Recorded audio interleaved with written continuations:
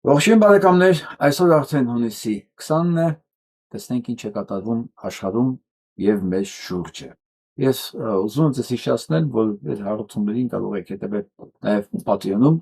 գրանցեք Patreon-ում, ծանոթացեք մեծ ծրագրերին, ես այնտեղ տեղադրում եմ նաեւ ինքնաճանաչում շարժման հետ կապված մեր մշակումներին, քիչ-քիչ, որովհետեւ հասկանում եք, դա մեծ փաստաթուղթ է, միանգամից հնարավոր չի ներկայացնել եւ ամեն ինչ պատրաստել չի, բայց այն ինչ որ պատրաստ է, ես ներկայացնում եմ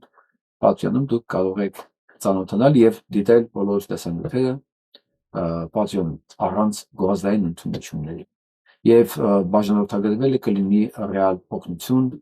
մեր գործի համար։ Իսկ նրանք, ովքեր ուզում են մեկ անգամյա նվիրատվություններով ուղղակի օգտակար լինել, շնորհակալ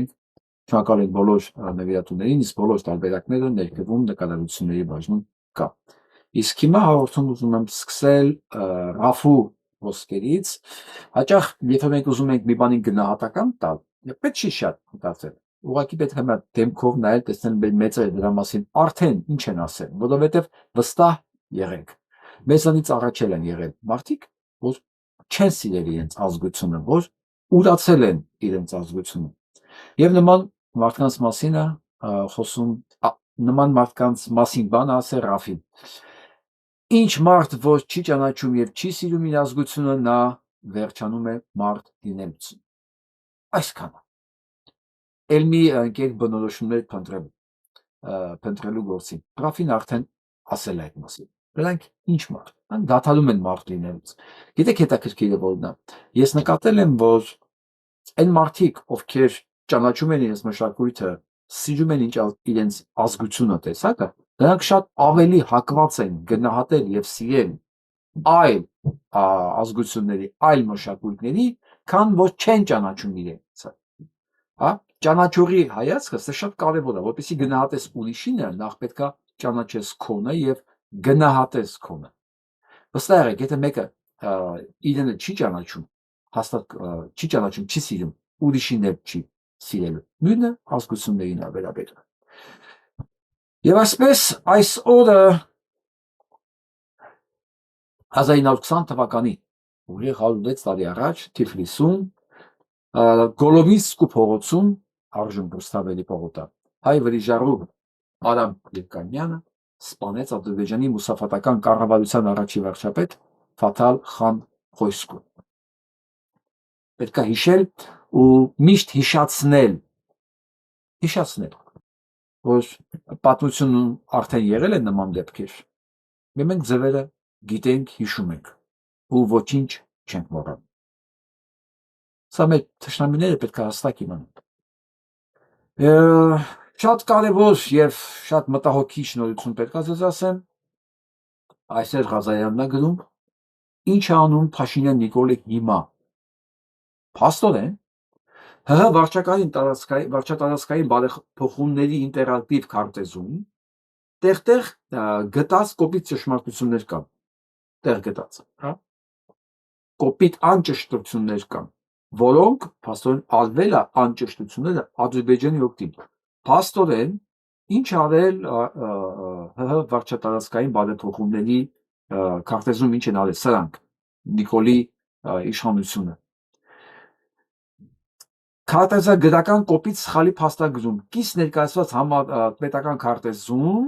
երևում է, որ Կապան խոշորացված համայնքի ներքին հանդ բնակավայրի հատվածում շիկահող պետական արգելոցի տարածքում 370 հեկտար ինքնիշխան տարածք է դուրս թողնված։ Նվիրել են թուրքերին 380 հեկտար։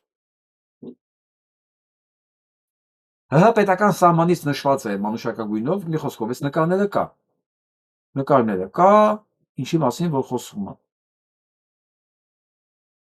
Սրա մասին են ահազանգում նաև շիկահողի բնակիչները։ Փաստորեն բարձրակարգ ու բազմաթիվ բուսատեսակներով, կարմիր գրքում ներառված կենդանական տեսակներով հարուստ շիկահող պետական արգելոցում ադրբեջանցիները դիրքավորվել ու հեկտարներով անտառ են կտրտում։ Ճանապարհ ու հենարկետ են սարքում։ Տարածքի բնակիչներն են պատում դրա մասին։ ճանապարհներն են կտրում, բլինդաժներ են սարքում, ես ինչ իմանամ, ամրություններ են ստեղծում ու այս մասերը ովքեր որտեղ իրանց արդեն անում Հայաստանը հանել է իր քարտեզի միջից։ Հայաստան որ ասում եք, սա Փաշինյան Նիկոլի դավաճան թուրքական կառավարությունը։ Ես արդեն չգիտեմ ինչ անում կպսեմ։ Կարծես թե նոր բառ չկա իրանց ասելու։ Անկախ նրանից իրան քանի հազար մարդ է ընտրել կամ քանի 100,000 մարդ է ընտրել։ Փաստը դրանից չի փոխվում։ Ես այս վերջերս տեսա Յոժ Մականունով Սերգեյ Դանիելյանը զարմացած էր, թե 500,000 մարդ փաստորեն ռուսական ուժի է ձայն տվել։ Ինքը զարմացած չի, որ 700,000 մարդ ճակերտավորում ասում 7,000-ը, որովհետև մենք չգիտենք իրականում քանի 100,000-ը, բայց ինչ որ մի թիվ կա, չէ՞։ Ուրեմն որ 700,000 մարդ ներկայացնում է, որ ձայն է տվել թուրքական կուսակցությանը, որ Հայաստանը երկիրը նվիրում է բոլոր հնարավոր ձևերով թուրքերին։ Իրա մոտ ոչ մի զարմանք չի արժանացել, բայց ռուսին թուրքից նախընտրողների քանակի վրա զարմացել է։ Այդ ռուսական ուժերին ձեն տվողները Ռուսաստանի խաթը չեն տվել։ Չթուրքանալու դեմ են։ Այս մարդիկ ուղղակի հույս ունեն, որ իրանց օգնությամբ իրանց չեն թրքացնի։ Փաստորեն Սերգեյ Դանիելյանը նեղված է, որ այսքան մարդ կա, որ չի ուզում թուրքանա, եւ բոլորին զարմացած չի, որ թուրքանալու կողմնակից կա 700,000 մարդ։ Այս լատենտ նիկոլականներից վտանգավոր եւ հիմա զզվելի տեսակ չկա էլի, հիմա լպրծում վտանգավոր անդեմք ամենակարևորը այն Ռաֆո ասածն է էլի։ Մեծ հարցեր տվեք, ոչինչ որ էսի սենց է։ Հիմա ասեք էլի, որ շիկա հողից է տարածներ տալիս, ջերմուկնա տվեն դեղ խոսակցություն չկա այդ բերելու մասին, սոտք, բան, ոչինչ, ես վստահ եմ, որ իրանց համար ոչինչ, վստահ, անհարմար բան ստացվեց նախկինների, չգիտեմ, խեղտելու, կզսնելու պրոցեսին սպասող Նիկոլ ընտրողների համար շատ անհարմար բան ստացվեց, չստացվեց ավելի ճիշտ, իրանց ուզածը չստացվեց, ոնց է թե Սաշիկը դատարանով կալանքը վերացել է վրայից։ Վերջ, այլևս ազատ է։ Ինչ հետաքրքիր է ստացվում, չէ՞։ Ինչ հետաքրքիր։ Ամեն անգամ նախկիններին բռնելու, կզսնելու, նստացնելու մի խոսքով իր բառապաշարները չեմ ուզում, բառապաշարը չեմ ուզում կրկնել, իմ համար դա գարշելի է, այն ինչ որ ինքը համարում է կրքոտ, իմ համար դա գարշելի է։ Մի խոսքով, այս պրոցեսներին սպասող նիկոլականները հիմա պետք է բացատրություն տան, թե ոնց է ստացվում, որ Սաշիկը էլի ազատության մեջ է։ Դենց 8 տարի է։ Գիտեք ինչքան բան է գլխի վրա շուրեկը։ Հայաստանում նույնականացվում է արդեն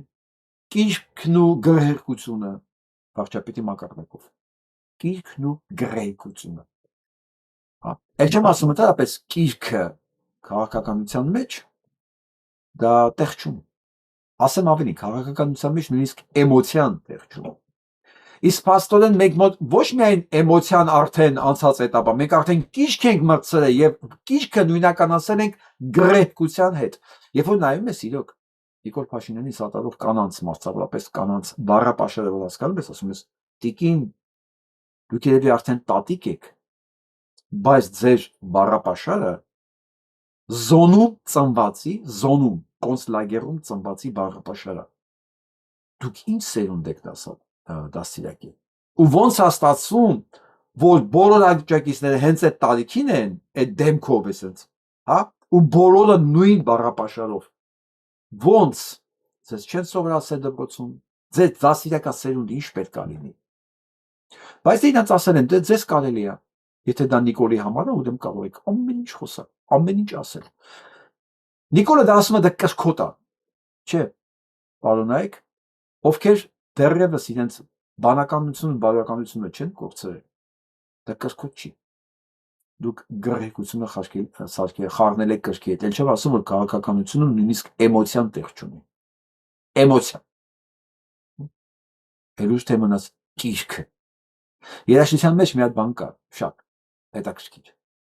հենց այրևում այդ հանգամանքը, հենց էմոցիան վերածում է կրքի, արդեն նախ որակն է անգնում, ու այդ կրքի և գրեհկության սահման այնքան կարճ, այնքան փոքր է, որ դա շատ արագ վերածում է գրեհկության։ Եվ նման երաժիշտները, որոնք փորձում են գրեհկությունը էմոցիայի տակ անցկացնել, միանգամից ցածվում են, դասվում են ցածր որակ ունեցողների շարքին։ Նույնիսկ երաժշտության մեջ, որտեղ էմոցիան երաժշտության անբաժանելի մասն է, իսկ սա եկել է քաղաքականության մասն է, խոսուն։ Մի բան, որ նույնիսկ երաժշտության մեջ չի ընդունում, մերժվում է, սա քաղաքականության մեջ է։ Մտցեք, գիտեք ինչի համար։ Իր լսողին դա առանձնապես չի հետաքրքրում։ Ու ինքը խոսում է իր մասսայի հետ, առանց հաշվի առնելով, որ իր մասսայից բացի նորմալ մարդիկ կան նաև լսող, որոնք հասկանում են դրա տարբերությունը, որոնց համար այդ ամեն ինչը անընդունելի է։ Դե հիմա քո գրեհիկ մասսային բացատրի, թե ինչու՞մն էր Սաշիկ Սարգսյանին ազատ արձակելու մեջ կզսնելու հանգամանքը։ Այ դա ինձ թվում է դրանց կհետաքրքրի։ Ինձ չէ։ Բայց այդ համույթին, այդ ամբողջին երևի դա պետք է լինի բացատրել։ Չնայած այդ ամբողջը արդեն մոռացել է այդ երեք օր առաջ ինչ է խոստացել։ Հա, ինքը հիշողություն էլ չունի, որ հիշողությունն ուներ կհիշեր էլի։ Ինչ է անցել իր գլխով։ Փասեն ամբողջը ոչ միայն բանականություն չունի, դեմ է բանականությանը, այլ նաև հիշողություն չունի։ Հետևաբար իրեն հարցեր չեն տա։ Բա ինչ եղավ այդ կզծնելու process-ը։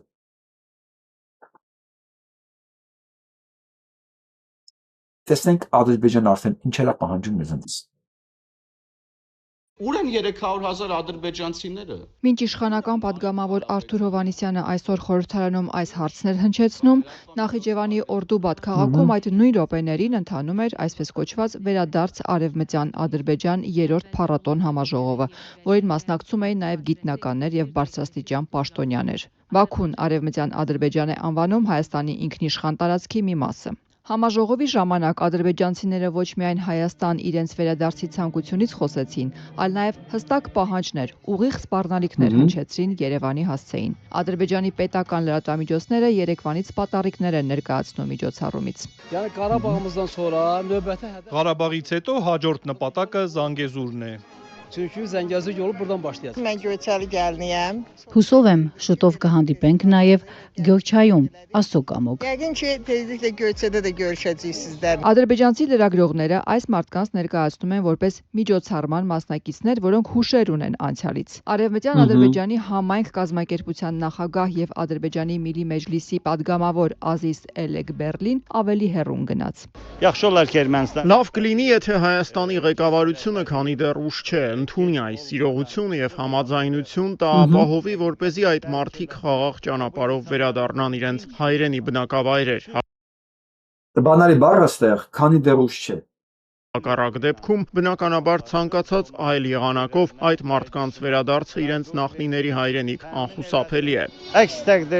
Օրդուբատում էր նաև ազգային ժողովի փոխնախագահ Զիյաֆետ Ասքերովը։ Այսօր լրագրողների հետ ճեպազրույցում երեկ էլ իր ելույթում նա հայտարարել էր մեջբերեմ. նոր իրողությունների պայմաններում Ադրբեջանի նախագահ Իլհամ Ալիևը Արևմտյան Ադրբեջանի հարցը սահմանել է որպես ազգային օրակարգի կարևոր ուղղություններից մեկը։ Խոսքը պարզապես մեր հողեր վերադառնալու, այնտեղ ապրելու, նախնիների հայրենի բնակավայրը վերադառնալու եւ մեր կյանքը շարունակելու մասին է։ Իդեպ բարձրաստիճան պաշտոնյան այս հարթակն էլ բաց չթողեց եւս մեկ անգամ հիշեցնելու հայ-ադրբեջանական խաղաղության պայմանագիրը ստորագրելու Բաքվի պահանջը փոխել Հայաստանի սահմանադրությունը։ Ադրբեջանի եւ Հայաստանի միջև նոր հարաբերությունների ձևավորման հնարավորություններ են ստեղծվում, սակայն դեռ կան իրավական հարցեր, այդ թվում Հայաստանի սահմանադրությունից Ադրբեջանի նկատմամբ տարածքային պահանջների վերացումը։ Բադի գալիս նոր իրականություն, մարդիկ ուղղակի ասում են, բացեք ձեր ճանապարհները, Մենք արդեն գալիս ենք։ Ու Հայաստանից ուր է ասում են, ուր է, ոնց է չեն եկել։ Մեզ են հարցնում։ Ուր է։ Փոխանակ այդ կիրքը, այդ անասնական կիրքը, ընդհանրապես կիրքը դա մի քիչ անասնական է, էլի։ Հա, ինքը որ ասում է սկսքոտ հերետոր եմ, ուզում ասի այլ բառերով ասած, ես անասնական բանով հերետոր եմ, էլի։ Հիմա ուր է այդ անասնական հերետորային պատասխանը Իլհամ Ալիևի։ Որովհետև էլ չեն կարող ասեն, գիտեք, դա ընդամենը մի հատ ՀԿ է անդեղ, դա ընդամենը չգիտեմ ինչ մարգինալներ են, ազգային ժողովի փոխնախագահն է։ Ազգային ժողովի փոխնախագահն է խոսում, որը պարզա չէ, ասենք, որ չգիտեմ ինչ ասենք դա։ Սրճարանի մատուցող չի, էլի։ Որ ոչ մի ազդեցություն չունի, սա ազգային ժողովն է, իրանց միլիմեջլիսն է ներկայացնում։ Դե բնականաբար ամեն ինչ Ալիևի ցուցումով։ Հայաստանում այն ինչ որ մենք ունենք, այս թշվառապետությունը, որտեղ ամեն ինչ է գողացված, միջև անգամ մարդու ձայնը, արժանապատվությունը, պաշտպանվելու իրավունքը, ձայն չկա։ Դա փոխարեն։ Մենք պարբերաբար լսում ենք, որ այստեղ, այնտեղ, այն շինարարական կազմակերպություններում աշխատում են որոշակի քանակության ոչ քիչ ադրբեջանցիներ։ Դե թող ինձ մեկը երաշխավորի, որ այդ ադրբեջանցիները չեն ուղարկվել նախորոք սրանց ճանապարհ, սրանց դիմաց դռները բացելու համար։ Որ Հալիձորի դռները ներսից բացողները հենց իրանք չեն լինելու նաև իրենք։ Կարա մեկը երաշխիքներ տա։ Չէ, բացի Նիկոլի Գրեհիկ աջակիցներից, այն որ բերանները բացում են, մենակ բանա թափվում, հա։ Այսպես բերանը բացում են, կին է, բայց թափվում է, էլի։ Թող մի բանական մարդ երաշխավորի, այն էլ մի երկրում, որտեղ ասում են ԱԱԾ-աշխատողը ինչ գիտի կարա ասի։ Ու դա ասում է երկրի վարչապետը, հա, բա իր տիրապետության տակ կա, ինքը իրավունք ունի դա բացահայտելու։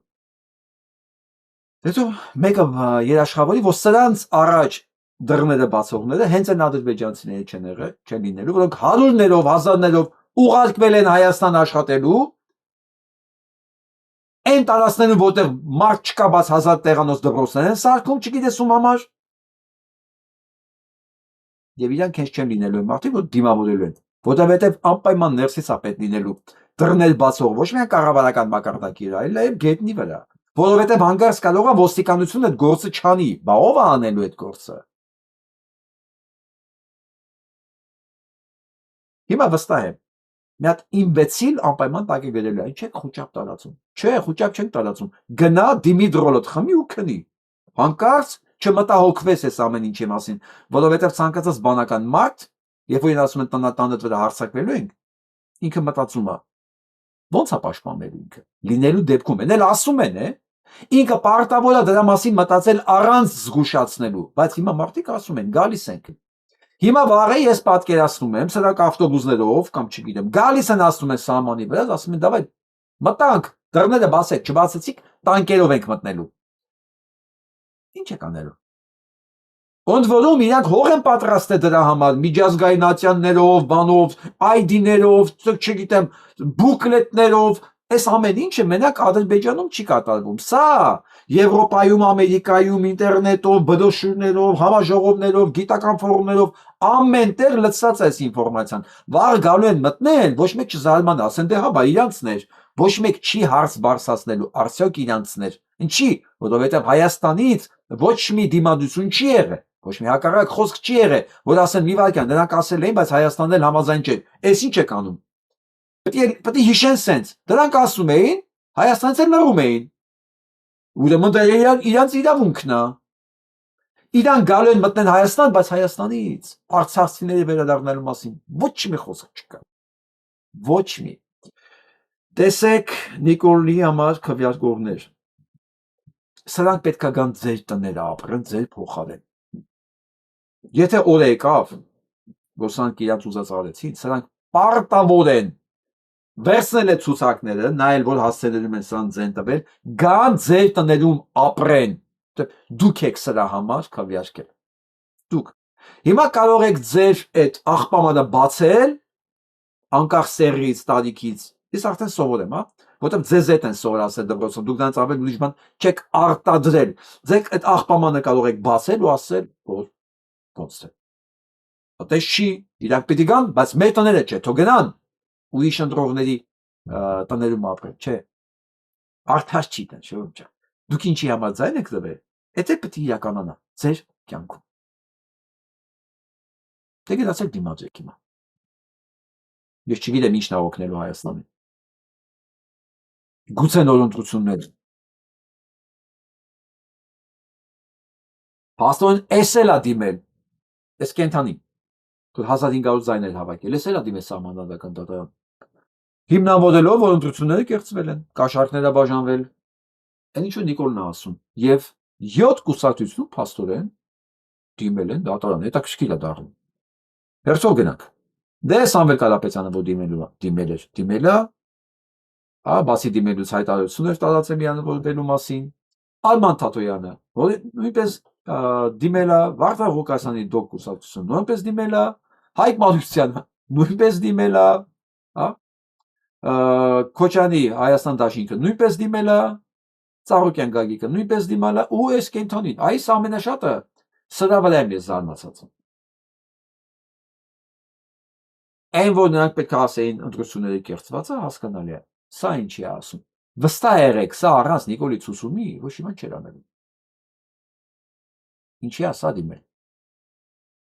Ինչ է ասում, Նիկոլը հասկացել է, որ սենց չի կարա իշխանություն պահի։ Ասում է դու էլ դիմի, որ հավանականությունը ավելի մեծ լինի, որ ջեղել համարենք։ Հա։ Առանց սա դիմելուն կարա ջեղել համարեր։ Ինքն էլ ասում, որ կեղծված ընտրությունները ինքն էլ կարա չընդունել, ասեր երկրորդ փուլ կամ նոր ընտրություն ավելի ճիշտ նոր ընտրություններ ինչ երկու։ Բայց Սամվել Կարապետյանի ուժեղ Հայաստանը ասում է կամ նոր ընտրություններ կամ երկրորդ փուլ։ Այ հիմա ստեղա գալիս թե ինչի շուրջ պետքա միավորվի ընդդիմությունը, այսպես կոչված այն կուսակցությունները, որոնք Փաշինյան Նիկոլի դաշտից չէ։ Ասում է որոնքները սպասում են առաջարկի, որոնքները պայմաններ են դնում, որոշները որոշում չունեն միանալու մասին։ Ես այսօր լսեցի մի քանի այդպես մեկնաբանություն տարբեր մարդկանցից, էական չի անազգանները, ես ընդհանուր եզրակացություն եմ ուզում անել իմ մասով, առանց քննադատելու որևէ մեկի դիրքորոշում այս մասով։ Որտեղ է ոսկե միջինը։ Միացություն, Սամվել Կարապետյանի ասած, կարող է լինի մենակ մի օրակարգի շուրջ։ Նոր ընտրություններ։ Ուղղակի նոր ընտրություններ։ Եթե պայմանը դրվում է նոր ընտրություններ, այն ժամանակ միավորվելու հետ կապված ամբիցիոզ վտանգներ չկա։ Այսինքն ոչ մի կուսակցություն, որ ինքը համաձայնությունը տալիս է, մասնակցելու վտանգ չկա։ Մենք երեքս մասին հեռախոսով զրուցել ենք Վարդան Ղուկասյանի հետ, հենց նույն թեմայով, ես արդեն ասացի, թերևս ոչ մեկի համար, ասենք, այտենց հեշտ չի լինելու Սամվել Կարապետյանի հետ միավորվել։ Ինչի շուրջ։ Սամվել Կարապետյան, օրինակ ես ամեն ինչ բոլորը զգուշացել են։ Շատ լավ է, որ դու ընդունում ես, որ դու ասենք սխալ ես եղել, գովելի է։ Մի բան, որ ասենք քաղաքական դաշտում, ես երբևէ ասեցի, այս տարվա մեջ երկրորդ դեպքն էր, որ ասեցի, առաջին դեմեմից Սպարտակ Գյուրյանից, երկրորդը Սամվել Կարապետյանն էր։ Հիմա պետք է անենց առաջարկ լինի, որ ոչ մի մասնակցած ուժի համար ամբիցիայի կորուստ չլինի այդ միավորման գաղափարը։ Իսկ ես կարծում եմ միավորման գաղափարը թեման կարա լինի նոր ընտրություններ, այո կամ ոչ։ Համաձայն եք նոր ընտրությունների։ Հենց ինձ թվում է այդ է պատճառը, որի շուրջ եղել է Վարդան Ղուկասյանի համաձայնությունը նաև իր սահմանադրական դատարան դիմելու մասին։ Լավ է, որ հարցը սենց է լուծվել, որովհետև երեկվա վիճակով այդ լուծումը չկար։ Եվ դա եմ ասում, այսօր լսելով մի քանի այտենց կարծիքներ, վերաբերմունքներ, մեկը ворթոված, մեկը ոչ մի դեպքում, то դու ով ես, որ ես կետ միանամ այտենց էլ կար, հա, ամեն ինչ կար, ոչ մեկին չմեղադրելով, ես ուզում եմ իշ գտնեմ որտեղ է հատման կետը բոլորի համար, որտեղ է ընդունելի։ Բոլորի համար ընդունելի հատման կետը ոչ նիկոլական կուսակցությունների, դա նոր ընտրությունները, բայց ստեղ ինչ գործ ունի Արման Բաբաջանյանը, ես այդ հարցի պատասխանը չեմ կարողանում գտնել։ Ազնիվ խոսք։ Որովհետև Բաբաջանյանը Արմանը առանց Նիկոլի ասելու կամ Նիկոլի տերերի ասելու ոչ մի բան չէր անի։ Ինչա Նիկոլի տերերը եւ չէին կարող ասել Արման Բաբաջանյանի բերանով են դա ասում։ Լոգիկան այստեղ չեմ տեսնում։ Ճիշտ ասած։ Բայց որ այս ամեն ինչի արդյունքում ավելի հավանական է դառնում նոր ընտրությունները, դա ես չեմ բացառում։ Չեմ ասում լինելու է, ավելի հավանական է դառնում նոր ընտրություններ։ Իսկ ինչ կլինի նոր ընտրությունների պարագայում, կարծում եմ շատ-շատերի համար արդեն հասկանալի է։ Որ չգիտեմ, սավեկալապես մենք շահի թե չէ, բայց ավելի կորցնելու է Փաշինյան Նիկոլը։ Որովհետև տեսեք, այս ադրբեջանցիների ագրեսիվ տոնայնությունը տեսեք ոնց է բացանում։ Հա, վերադառնալու մասին, ճակերտներն ասում վերադառնալ բառը։ Ու սրանց կողմից ոչ մի բան չկա։ Ոչ մի բան չէ։ Մերժում, հակադարձում, դու ինչ ես խոսում, ով ես դու վերադառնալու մասին ես խոսում, ես ինչ եք անում ձեր դեմ։ Կառավարման մակարդակով։ Մեզ խափում են, այս տխմանեն, ասում են կառավարման մակարդակով, այտենց բան չկա, սա ասում են պայմանագրի մեջ է։ Սա պայմանագրի պայման է, ինչպես սահմանադրությունը փոխելն է պայմանագրի պայման։ Էս էլ է, չէ՞ ասում, որ սահմանադրություն փոխելը դա մեր նախաձեռնությունն է։ Դա խաղաղության պայմանագրի հետ ոչ մի կապ չունի։ Այսինքն այն ինչ որ խափում էին, ակնհայտ դարձավ, որ խափում էին, որ եվրոպական ապրանք տանեն, էդ էլ պարզվեց, որ սուտ է, մեծագույն սուտ է, այն որ ոչ մի բան չի թանկանալու, էդ էլ պարզվեց, որ սուտ է, հենց հաջորդ օրվանից հայտարարվեց նոր թանկությունների մասին, դեռ հələ ինչ չեն հասցրել հայտարարեն, որովհետև իրանք էլ են հասկանում, որ դու հələ ոնց պաշ չի, մնում ենք, թե գնում ենք։ Նույն ապահովագրությունները, որ էլ չկա, որ թոշակները էլ չի լինելու այդ ավելացած 10,000 դրամները, նորից եմ կրկնում։ Այդ 10,000 դրամ ավելացած թոշակները բյուջեով նախատեսված չի։ Դա կտրված է եղել ու կտրված է երևի առ այսօր ռազմական արդյունաբերությունից եւ դրա դիմաց աշխատավարձ չեն ստանում բժիշկները, ապահովագրությունը չի վճարվում, այն որ ասում են ձերամածելի ապահովագրությունը, կա, չեն վճարվում հիվանդանոցները, ովքեր այդ վիրահատությունները, պրոցեդուրաներն արվել են, սա մի հատ կաշա է, որ պարզվելու է շատ արագ, որ դա սուտ է եղել։ Իսկ եթե հանկարծ եղավ երկրորդ նոր ընտրություններ կամ երկրորդ փուլ, չէ՞ որ դա առնվազն 1-1.5 ամիս է, առնվազն։ Նշանակում է այս կապիկությունը ապահովագրության եւ թոշակների հետ սրանց վրա նստելու է եւս 1-1.5 ամիս։ Այդ այսօրվա 35 միլիոնը եվրոն որ տվել է Եվրոպան նորից սրան փրկելու համար, էդի չի փրկելու։ Եվ ամենահետաքրքիրը գիտեք որն է, որ սա ասում է մեկ այս Ռուսաստանից փող չեմ գալու, ես գնալու եմ ԵԱՏՄ ղեկավարների համաժողովի մասնակցել, անդերից էլ փողը տալիս է։ Սա շշմելու բան է։ Այս կեղծիքների հովանավորը, այս տարի որ ունենք, դրա պաշտոնական հովանավորը Ուրսուլա ֆոն դեր Լայնն է։ Միջև հիմա բոլոր ընտրությունների պաշտոնական հովանավորը եղել է Ռուսաստանը։ Այս ընտրությունների կեղծիքների պաշտոնական հովանավորն է Եվրոմիության նախագահ Ուրսուլա ֆոն դեր Լայնը։ Ու բոլոր այն երկրները, որոնք շնորհավորել են Փաշինյան Նիկոլին, այնտեղ Լիտվա, Լատվիան, այնտեղ Լեհաստանն է, էլ ովքեր Մակրոնն է, ովքեր են դաշնավորել, բոլորը իրանք հովանավորում են աստորեն կեղծիքները այս տարվա Հայաստան։ Իբր դրանով օգնում են Հայաստանին ազատագրվել Ռուսաստանին։ Այսինքն կեղծիկը հովանավորելով, սուտը հովանավորելով ուզում են պայքարել ճշմարտության համար։ Լոգիկան սպանում է։ Այս հարցը լսենք, կրկոտ պատասխան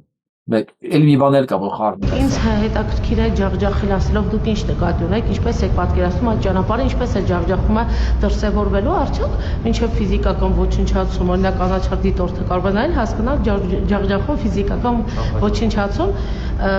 եւ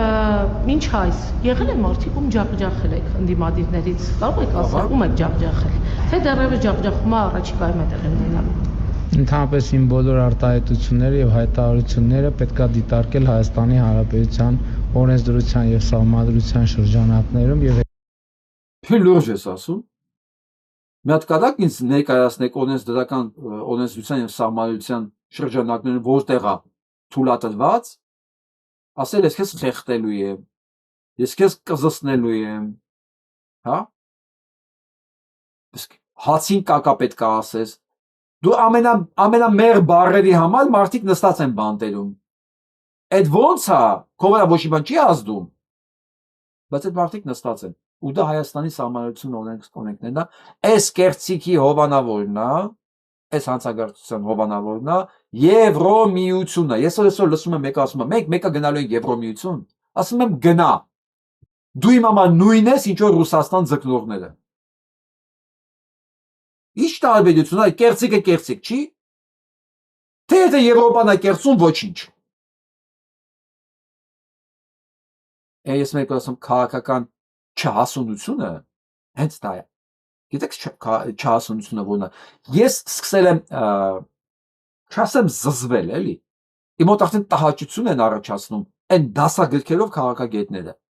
որոնք դասագրքի մեջ կարդացել են ինստրուկցիայի մեջ Եվրոմիությունը գնալը ճիշտ է, ուրեմն ինչ որ կապված է Եվրոմիության հետ լավ է։ Դուք արդեն հին եք, հա, դուք արդեն պենսիոն 1 եք։ Պենսիոն 1 այսօրվա ընտրությունները ցույց տվեք, որ դուք նույնիսկ արդեն այդն համակարգը չի աշխատում։ Չկա Եվրոմիություն։ Եթե Եվրոմիությունը այս հանցանքների հովանավորն է, դուք էլ ասում եք ես գնում եմ Եվրոմիություն, նույնն է ոնց ասեն ես գնում եմ Մոսկվա։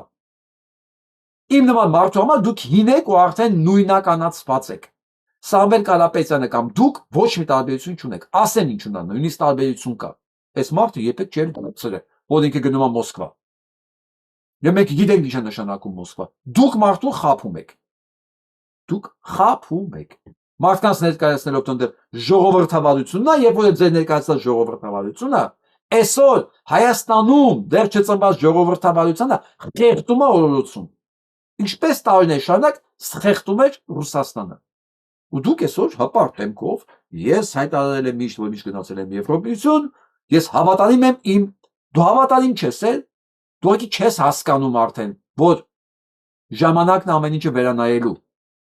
Դու այդքան ուղղակի ճկունություն համարձակություն չունես, կամ ուղղակի փողը դեղից ես ստանում այդպես խոսալու համար։ Եվ չխոսալու դիմաց կկտրվես։ Այնպես հարգելի Եվրոպամետ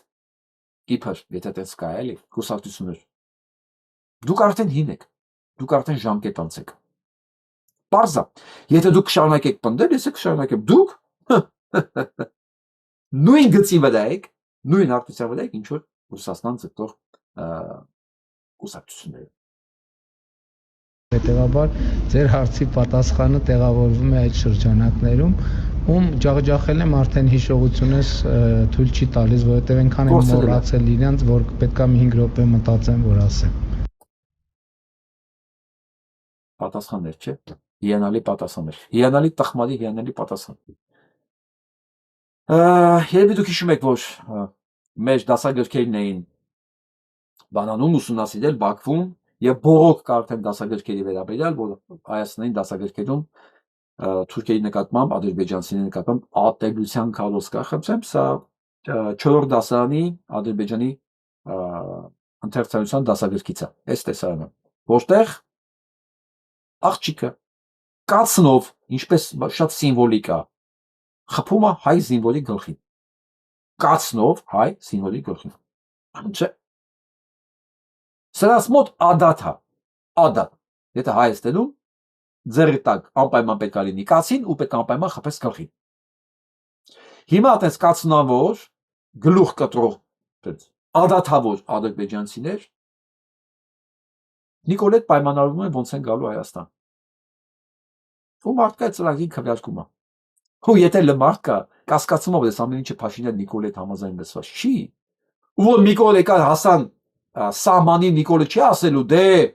բա ինչ անենք, բա չենք թշնամանալու, մենք պետք է խաղաղություն բանանենք, չէ՞։ Ստորագրենք։ Ալես Սիմոնյանը չէր ասում, իրանք պետք է գան, մենք պիտի գնանք, իրանք պետք է գան, մենք պիտի գնանք, բա ո՞նց։ Հայաստանը պետք է լինի բազմահազգ, ասվել է այդ ամեն ինչի մասին։ Այ Նախիժ ջան, ասվել է։ Այդ որ դուք չեք ընկալել, չեք հիշում, դա ձեր խնդիրն է, որովհետև ձեր մտավոր կարողությունը տեղ է, այդքան է, բայց մենք հո ձեր ձեռը կրակը չենք ընկել։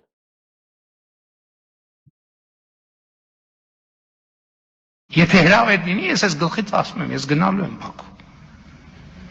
Եթե հրավ է դինի, ես այս գլխից ասում եմ, ես գնալու եմ Բաքու։ Ես գնալու եմ Բաքու։ Կծած գլուխը, սելֆի արած հետը։ Ես գնալու եմ Բաքու։ Գնա։ Ես գնալու եմ Բաքու։ Կալինի գնաս էլ հետ չգաս։ Մենք դեմ չենք, որ դու գնաս, բայց գնա էլ հետ մի արի։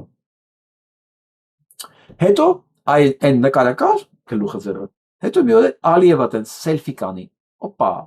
Նիկոլի գլխի հետ։ Վստահ եղեք, այդ ժամանակ իր ռեյտինգը թռնում է միլիոն։ Նաև Հայաստանում։ Ես գնալու եմ Բաքու։ Եթե հրավ Հիմա լսենք ինչ կա Բաքվից։ Այն 106 տարի առաջ, հա, այս Խոյսկու ճակատին խփողը Ադամ Երկանյանը, հենց Արտյոմ Երկանյանի պապիկն է։ Լսենք հիմա։ Միացյալ Նահանգների կոնգրեսում սպասվում է մի շարք հայանպաստ նախաձեռնությունների քննարկում, կոնգրեսականներն առաջարկել են օրենսդրական փոփոխություններ, որոնք ենթադրում են արցախահայերի հայրենիք վերադառնալու իրավունքի ամրագրում ու Հայաստանի սուվերեն տարածքներից ադրբեջանական զինված ուժերի դուրսբերման պահանջ։ Թեմային հետևել է Արտյոմ Երկանյանը։ Արտյոմ, ովքեր են նախաձեռնողները։ Արտյոմի պապիկին էր, պապիկի մասին էր խոսքը։ Հիմա մինչև այս նյութը լսելը ես ուզում եմ նորից հիշեցնել, որ կա Հայաստան, կա Ադրբեջան, կա աշխարհաքաղաքականություն եւ կան այդ ամբողջ այս թոհուբոհի մեջ ինստիտուտներ եւ մարդիկ, որոնք անընդհատ այս թելերը քաշելու են։ Անընդհատ։ Ինչպես քաշել են ցեղասպանության թելերը Թուրքիայում։ Դու չես կարող այսօրվա աշխարհում անել մի բան, հա, ու մտածել, որ ոչ մեկ դրա մասին չի հիշելու։ Ու վերջ, եթե քո նախագահը կամ քո վարչապետն ասես, մենք պիտի մոռանանք դրա մասին, աշխարհը պատրաստ է մոռանալու։ Ոչ, կատարվել է հանցագործություն։ Ու վստահ եղեք, այդ հանցագործության մասին անընդհատ խոսալու է Փաշինյան Նիկոլը Կուզիդա, թե ոչ։ Հիմա գնա լսել։ Խոսքը 6 տարբեր օրենսդրական նախաձեռնությունների մասին է, այն ուղումներ են կամ պարզաբանումներ կամ վերաձևակերպումներ տարբեր օրենքներում եւ այս նախաձեռնությունները կապված են Հայաստանին աջակցություն ցուցաբերելու կամ Ադրբեջանին պատասխանատվություն կանչելու հետ։ 5 կոնգրեսականներ են նախաձեռնողները, որոնցից 2-ը ներկայացուցիչների տան հայկական խմբի համանախագահներ Ֆրենկ Պալոնեն ու Գաս Բիլարակիսն են, ինչպես նաեւ 3 կոնգրեսականներ Շերմանը, Գեյբ Ամոն եւ Ջիմ Կոստան, որում ընդգծեմ, որ նրանք ներկայացնում են 2 կուսակցություններն էլ, այսինքն նաեւ իշխող հանրապետական կուսակցության ներկայացուցիչներ կան այս հայանպաստ նախաձեռնությունների հեղինակների թվում։ Տարբեր բաներ են ենթադրում։ Օրինակ, Պալոնեի նախաձեռնությունը ենթադրում է հետեւյալը՝ սահմանափակել նախագահի իրավունքը հայտնի 907 ուղումը շրջանցելու հարցում։ Հիշեցնեմ, այդ ուղումը Ադրբեջանի նկատմամբ ըստ էության պատժամիջոց է ենթադրում, եւ ահա Պալոնեն առաջարկում է, որպեսզի նախագահ ունենա իրավունք շրջանցելու այս սահմանափակումը միայն այն դեպքում, եթե Ադրբեջանը ազատ արձակի բոլոր հայ գերիներին, եթե դուրս բերի իր զինված ուժերը Հայաստանի սուվերեն տարածքից, եթե երաշխավորի, որ Արցախում կպահպանվի հայկական ժառանգությունը եւ չի ոչնչացվի հայերին պատկանող գույքը։ Բիլարակիսի նախաձեռնությունը նման է, բայց տարբերություն կա, մասնավորապես տարբերությունը այն է, որ Բիլարակիսը առաջարկում է նաեւ ճանաչել արցախահայերի հայրենիք վերադառնալու իրավունքը եւ նաեւ կոչ է արել, որ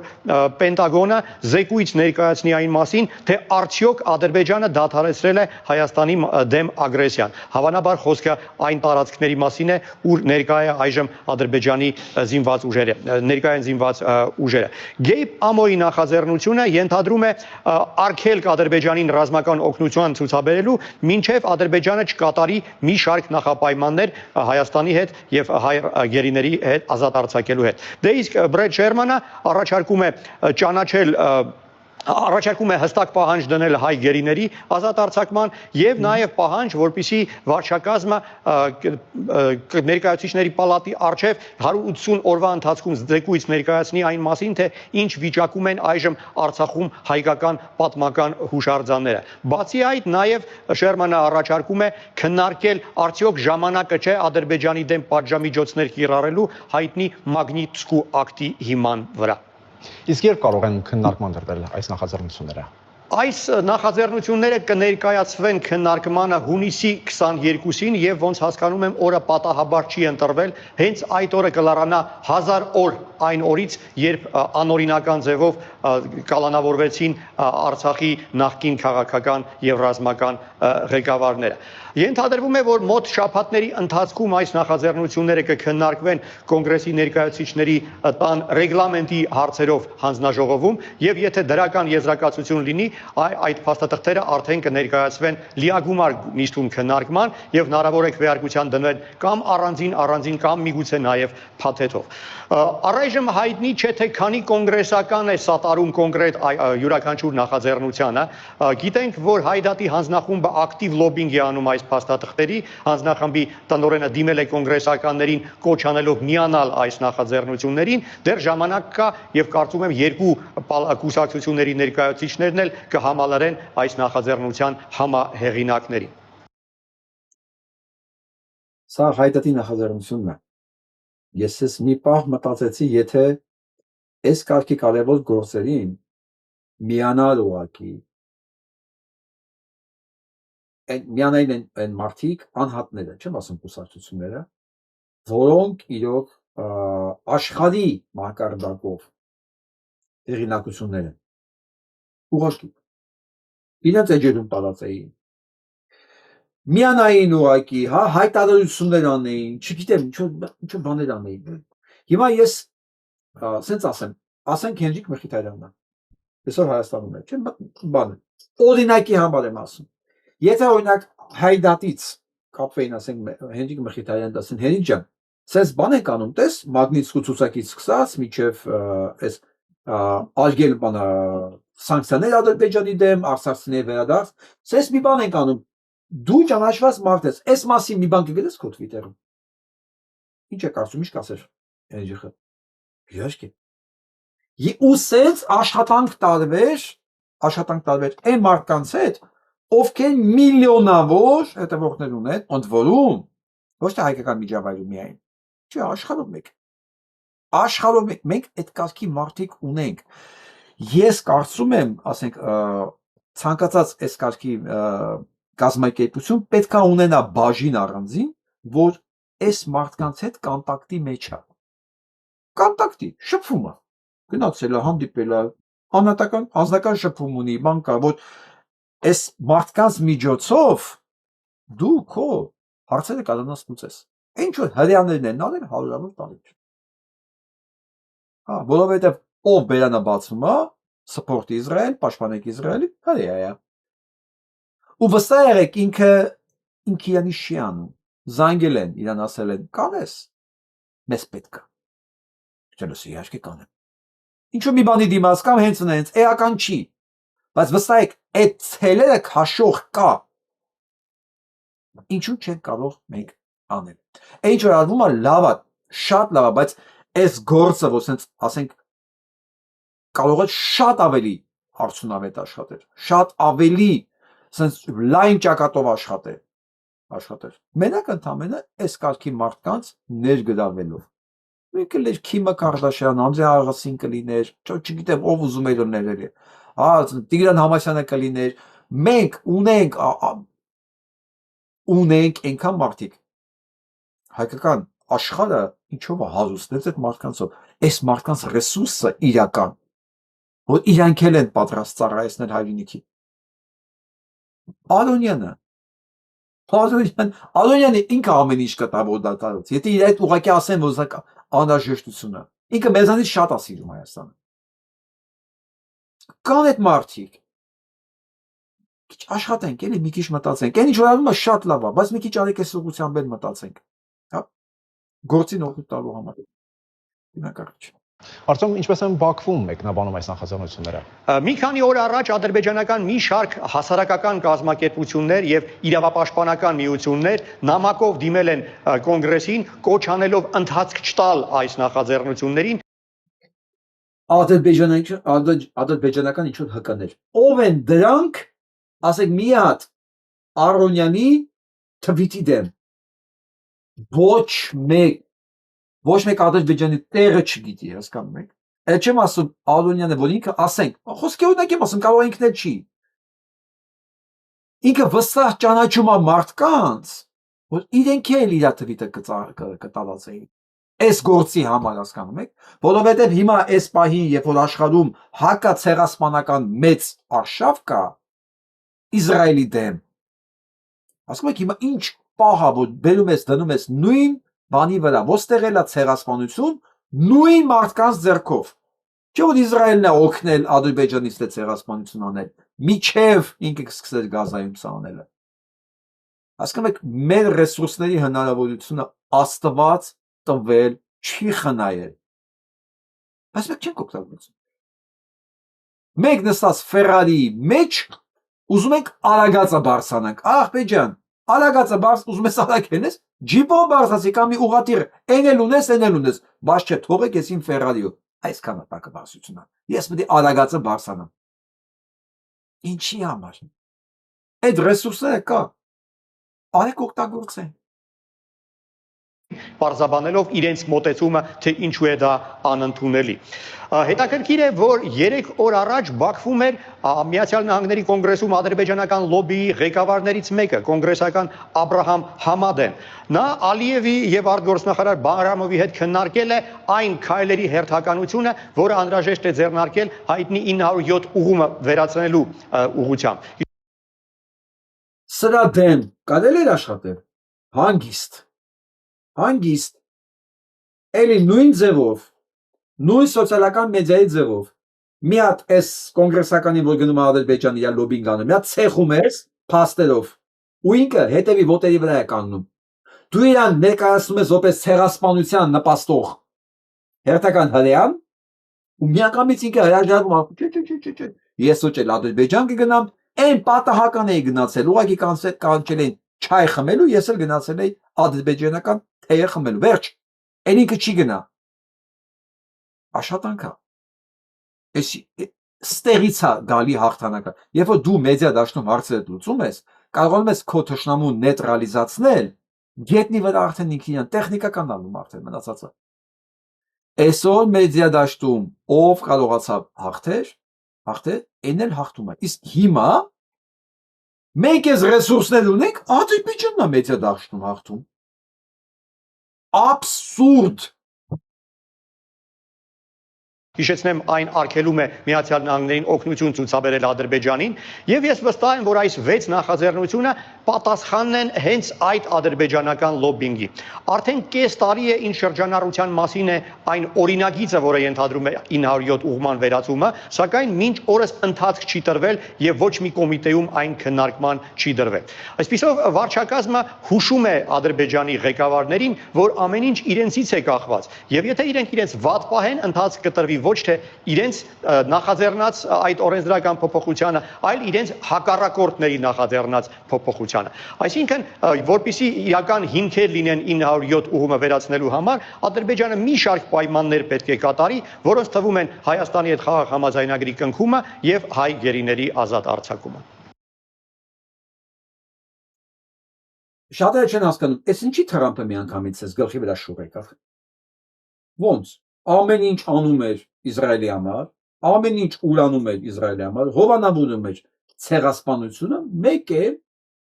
որոշեց, որ ինքը պետք է պայմանագիր խաղաղության կնքի անի Իրանի հետ, հələ ռազմատուգանքներ տա ու հայտարարի, որ Իսրայելին արա, որ ես ոտս քաշեմ, ձեզ կվերացնեմ։ Ոնց եղավ, ոնց հատենց բանը լինում։ Մարդ, որ ոտքով գլխով կախված է հրեաներից, ոնց։ Նույնիսկ գալի, դա գալիս է սոցիալական ճնշումից։ Միայն ինքը սկսում է մտածել, քանի ես նախագահ եմ, ես կապրեմ։ Հենց ինձ հանեցի, իսկ ինձ հանողը Ժողովուրդն է։ Ոչ թե Նետանյահու, Նետանյահուն իմ գործավորն է, իմ employer-ն է, բանը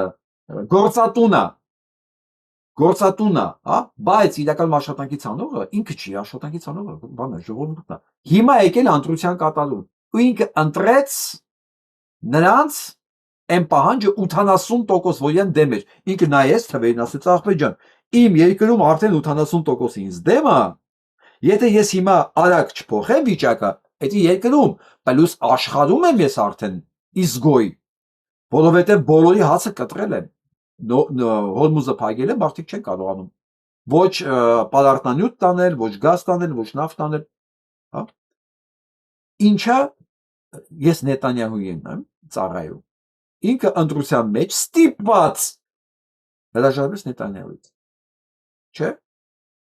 Հիմա նույնը ստեպը գրասկի, եթե դուք սոցիալական ճնշումը դնում ես, ով ծառայում է կոնգրեսում Ադրբեջանին, Ադրբեջան անունը լսելուց կփախնեն, կասեն ախպեջան,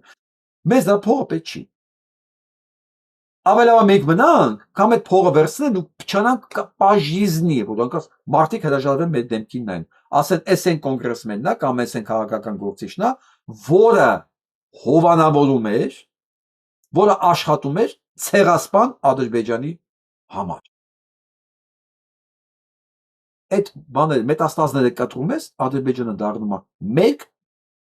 անտեր, անպետք ինչ-որ մի հատ գոյացություն։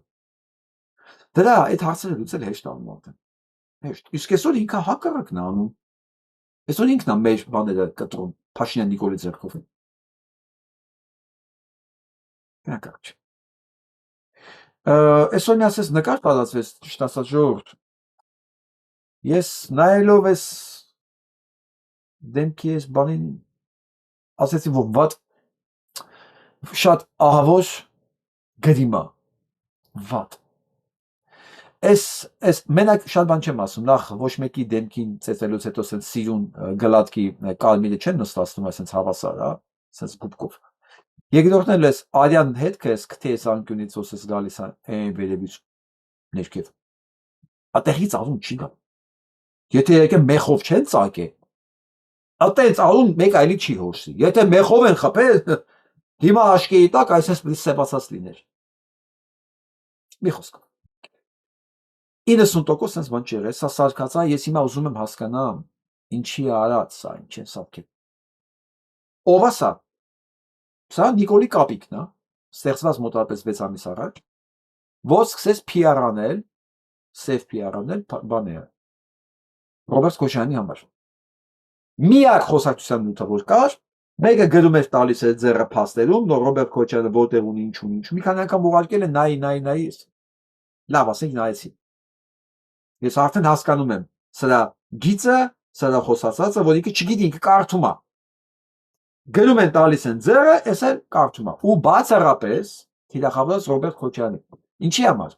Որովհետև բոլորին պետք էր, այդ կլասին ԿՊ-ին պետք էր, որ ցույց տա, անդադ խոսա, որ իր թշնամին Ռոբերտ Քոչարյանն է։ Ու ներկայացրի Ռոբերտ Քոչարյանին որպես հրեշ։ Ռոբերտ Քոչարյանը հրեշ կա, հարց չի։ Բայց խոսում են մարդու մասին, որ ասենք 4-5% լեգիտիմություն ունի։ Ձայն։ Ցույց տալու համար,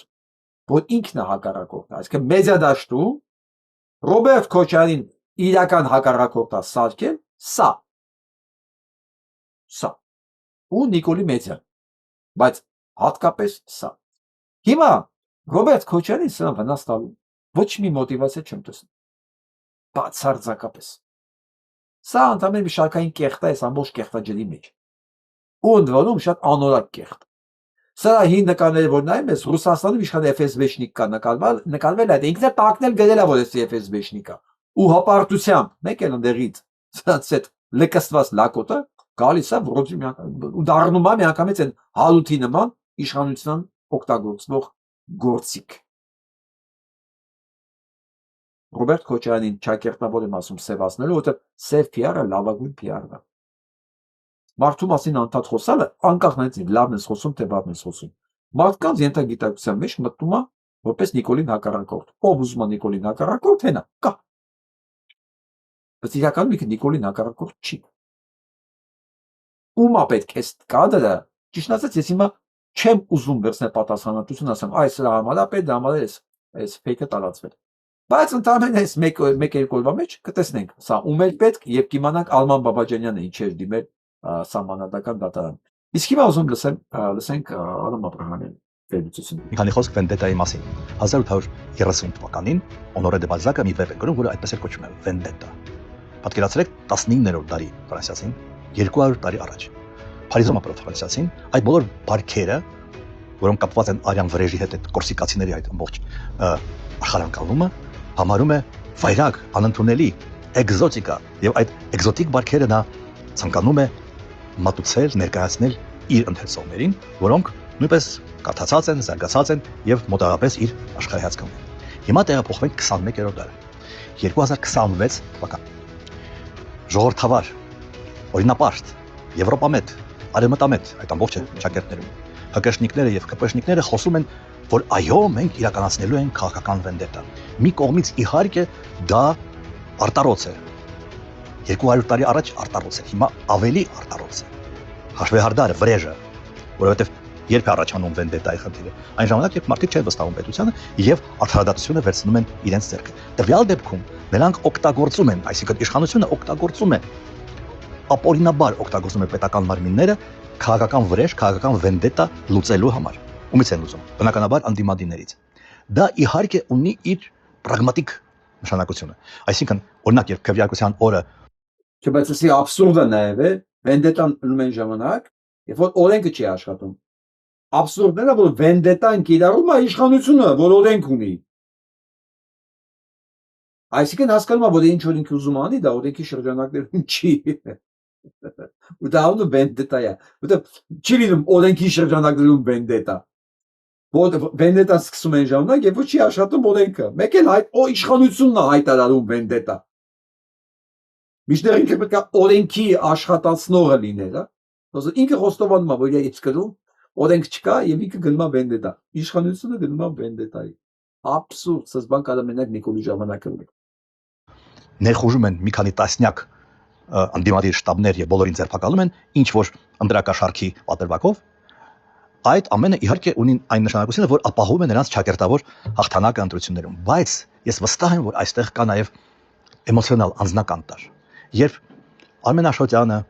Անդրանիկ Թևանյանը, դրանից առաջ Վազգեն Սաղաթելյանը, Նարեկ Սամսոնյանը, Բագրատ Սրբազանը որևէ մեկը որևէ սուր բան է ասում Փաշինյանի հասցեին, նա միանգամից դա ֆիքսում է եւ ասում է կամ բարձրաձայն կամ մտքում ասում է դե հիմա դու քո հաղ կտեսնես եւ օգտագործում է իր գրպանում իր ոտի տակ եղած պետական համակարգը, որպիսի այդ մարդկանցից վրեժ լուծի, հաշվեհարդար տեսնի։ Այդպես են վարվում բոլոր բարթույթավորված, բոլոր մանրախնդիր բոլոր մարդիկ։ Եվ այդ քաղաքական վենդետան բնականաբար ԿՊ-ի ճակերտավոր հաղթանակից հետո դա շարունակվելու է եւ սաստկանալու է։ Սա դիագնոզ է։ Ով է Փաշինյանը։ Բարթույթավոր մանրախնդիր կեթան։ Սա։ Ընդ որում ես ասեմ, դատես հաղթած մարդիկ ավելի ուժեղ են լինում, ոչ միայն ֆիզիկապես, հոգեպես, ավելի ներողամիտ, ավելի լայն, մտածելակերպով, բաց։ Սրանց գործողություններն է ցույց տալու, որ իրենք ոչ միայն հաղթած չեն, իրենք տենց չեն կարող լինել, որովհետև հաղթանակած մարդը նախ դա հոգեվիճակ է։ Իրանց այս մանրախնդիր, այս բարդույթավորված վիճակը դա հաղթանակացի հոգեվիճակ չի։ Եվ նորընտրությունները իմ համար մեծ հավանական է։ Իմ մոտ հավանականություն եմ տեսնում, որ կլինի նորընտրություններ մանավանդ այդպես տեսանյութներ նայենք հենց վերջապես սկսեցին խոսալ ինչ որ ես այդ բանը հենց այդ հայտարարության առաջին օրն եմ ասել Այս գեղեցկությունը, ծաղիկները, այս պատուղը, կոկոնը մենք կոտայքում ենք, բարձր գոտում ենք, այս տնտեսության ելակը 7-8 օրից ամբողջությամբ կհասնի։ Ստեղծված շուկայական քաոսի մեջ, որ ստե մի շաբաթից է լինելու, առավելությունա թե թերությունա, հետո կերևա, բայց մի բան հստակ է, ելակը մի շաբաթից ավել թարմ վիճակում կյանք չունի։ Ուստեղ գալիս է ամենակարևորը, այս թարմ ելակից գյուղ արտադրանք ստանալը, այս դեպքում ելակի մուրաբա։ Ստե մի հատ պաուզա եմ տալի։ Մարդիկ հեկտարներով, ես գիտեմ այս տնտեսությունները։ Դրել են երակ։ Ու իրենք ընդամենը 5 օր ունեն դա վաճառվում։ Վերջ։ 5 օրվան այս ելակները չանալու ստայի։ Որտեղ այդքան չեն կարողանալու հասցնել վաճառել։ Էն էլ այդ գնելով։ Կամ կնի շատ էժան, որը արդեն ինքնին մինուսա վաճառողի համար, ոչ թե վատա, որ էժան մարդիկ բան կարվեն, բայց ամեն ինչ ապրանք իր ինքնարժեքն ունի։ Հա, այս արտադրանքը այս մասշտաբների մեջ հայկական շուկայի համար ինքը լինելու անպայման ինքնարժեքից ցածր։ Եթե կարողանան իհարկե վաճառել։ Արդեն հիմա այս ելակ ունեցողներին արդեն հետաքրքիր չի այս ելակը երբ կհասնի, որովհետև հասնի չհասնի, նրանք չեն կարողանալու վաճառել։ Ստեղ արդեն վերջացավ հեքիաթը։ Ու ամենակարևորը, սա չեն կարող նաև Եվրոպա տանել, որովհետև ասում եմ, այս արտադրությունը, հողը, պարունակությունը, այս պեստիցիդները, որ արդեն սրա մեջ կա, ոչ մի եվրոպական երկիր չի վերցնելու, ստանդարտով չի անցնելու։ Ու Ուրսուլա ֆոն դեր Լայն ինչքան ուզում է 30 միլիոն, 50 միլիոն տա, մեկը այս ապրանքը չի մտնելու Եվրոպա։ Մոռանում ենք, հիմա ասում ենք հաջորդ մասին, լավ, թան չենք վաճառում, կարողանանք ջեմ անել կամ պոտ անել, տեսենք դրա մասին ինչ է ասում։ Ես իհարկե գլխից եմ ասել, ոչ, դա չի լինելու։ Հիմա ինքը կասի ինչի չի լինելու։ Եվ հարցը, ում համար ենք սա ստանում։ Բաղադրությունը, թարմ ելակ, շաքարավազ, էլ մնացածը չասեմ։ Սա գործարանային արտադրանք է, բայց նաև բոլոր տանտիկինները կփաստեն։ Ելակի մուրաբա ստանալու համար 50 ու ավել տոկոս շաքար ենք ավելացնում։ Ժողովուրդ, ում համար ենք ստանում այս պրոդուկտը։ Ռուսական շուկայից շրջանցելու համար մենք չպետք է այս ստանանք, որը սովետական միությունից եկած մթերք է։ Դու չես կարող մտնես նոր շուկա, թելադրելով քո ունեցածը, որը համարվում է անառողջ սնունդ։ Շուկայի ուսումնասիրության համար համ Եվրոպայում եմ եղել, համ այս Դուբայ, արաբական երկրներում, Սինգապուրում, շատ պետություններում եմ եղել։ Չկա այնտեղ ընդունելի գյուղ արտադրանք, որտեղ 50 ավել տոկոս շաքար է։ Բայց դե Նիկոլ ընտրողների համար դա էական չի։ Եթե Նիկոլն ասում է քո ապրանքը կգնա Եվրոպա, մարդը ուզում է հավատա դրան։ Ուզում է հավատա, եւ նրանք, ովքեր ասում են այդպես բան հնարավոր չի, ինքը ավելի շուտ հակված է հայհոյել այդ մարդկանց, քան ընդունի դառը ճշմարտությունը։ Այ նիետ էլի։ Նիետ։ Այս 50% շաքարով դու կարողանաս հասցնես ինչ-որ մի պարտիա Ամերիկա, որտեղ դու կարողանաս սղացնես, որովհետև Ամերիկան իր ստանդարտերով շատ ավելի ցածր է, անհամեմատ ավելի ցածր է, քան Եվրոպան։ Ամերիկան սնունդը չի գնում Եվրոպա, արգելված է։ Մի քանի ֆիրմա կա, որ կարողանում արտադրել, այն էլ առանձին հատուկ չափանիշներով ասարկում, բացառապես Եվրոպա գնալու համար։ Հասկացեք, ընկերներ չէ։ Հիմա գործի մասնագետ է ասում։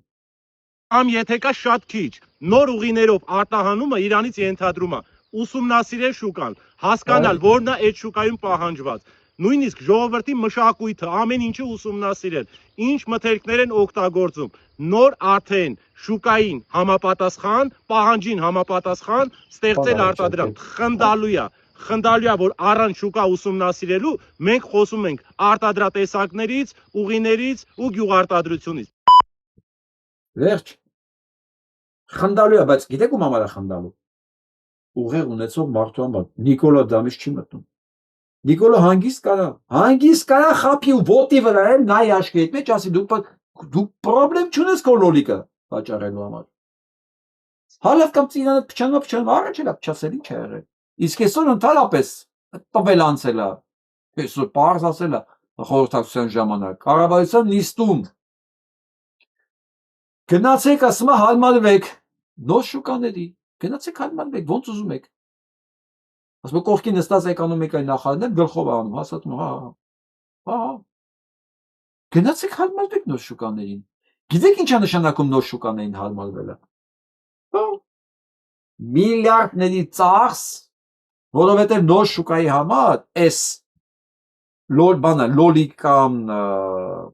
ելակ աճացնելու քո հողը նախ պետք է մաքրես, հողը։ որտեղ քո հողն արդեն թունամոլած է, այնքան բան է սրսկել դրա մեջ, հարգելի գյուղացի։ Այդ հողից տված բերքը արդեն թույնով ինքը գնում է, չի անցնելու, չի լինելու, այսինքն քեզ ժամանակ է պետք, այդ հողը մաքրվի, դու չօգտագործես երկար ժամանակ, որ ինքը չգիտեմ շիջոն ձևով ակվի, կամ ասես ակվապոնիկ աճեցնելու եղանակներին, բացառապես ջրով, բայց հասկանում եք, էդի ինչ ներդրումներ է։ Կա երկու տնտեսություն, որ դա անում է, բայց դա չի կարելի ասել, դա Հայաստանի գյուղատնտեսությունն է։ Հայաստանի գյուղատնտեսությունը աշխատել է այնքանով, որքանով այդ ստանդարտների վրա թքած է ունեցել Ռուսաստանը։ Վերջ, Ռուսաստանից այն կողմ հայկական ապրանքը գնող գյուղատնտեսական մեծամասամբ չեմ ասում, որ կարող է մի քանի ակվապոնիկ եղանակով բան կա, ելակ աճացնող կա։ Այն էլ եթե ինքը պեստիցիդներ չի օգտագործում։ Իսկ կասկածում եմ, որ դա չեն օգտագործում։ Վստահ, արագաճելու բան, տես, քաշ, գույն ստանալու համար ամեն ինչ էլ բրդում են, մեկը իրենց համար մեկը, Ռուսաստանում ինչ են ուտում, հա։ Ժամանակ է պետք։ Եվ այդ ինչա գյուղացին ոնց է ապրելու 6-7 տարի։ Ինչով։ Բայդքան ներդրումները։ Հետո դրանից հետո ով է հանելու շուկա, սա մի խոսքով։ Եթե մի երկիր գյուղատնտեսության նախարարություն չունի, ժողովուրդ ջան, սա ձեզ ինչ-որ մի բան պետք է ասի։ Այս գործով պետք է զբաղվեր գյուղատնտեսության նախարարությունը, ինքը ստանդարտացնել եւ պարարտանյութերը, հա, եւ ապրանքը արտադրող ապրանքների ստանդարտները շաքարից սկսած եւ նույնիսկ կանխատեսեր այն ռիսկերը, որ ասենք սիրում են ռիսկերի մասին խոսալով, որ եթե ելակը չես հասցնում քո վաճառես շատ է, այնտեղ կա անպայման գործարան, ինչ մենք ունեցել ենք, հա, մեր ժամանակ են ասում են կանսերվի գործարան։ Մենք ունեցել ենք գործարաններ, որտեղ այդ ամեն ինչը վերամշակվել է։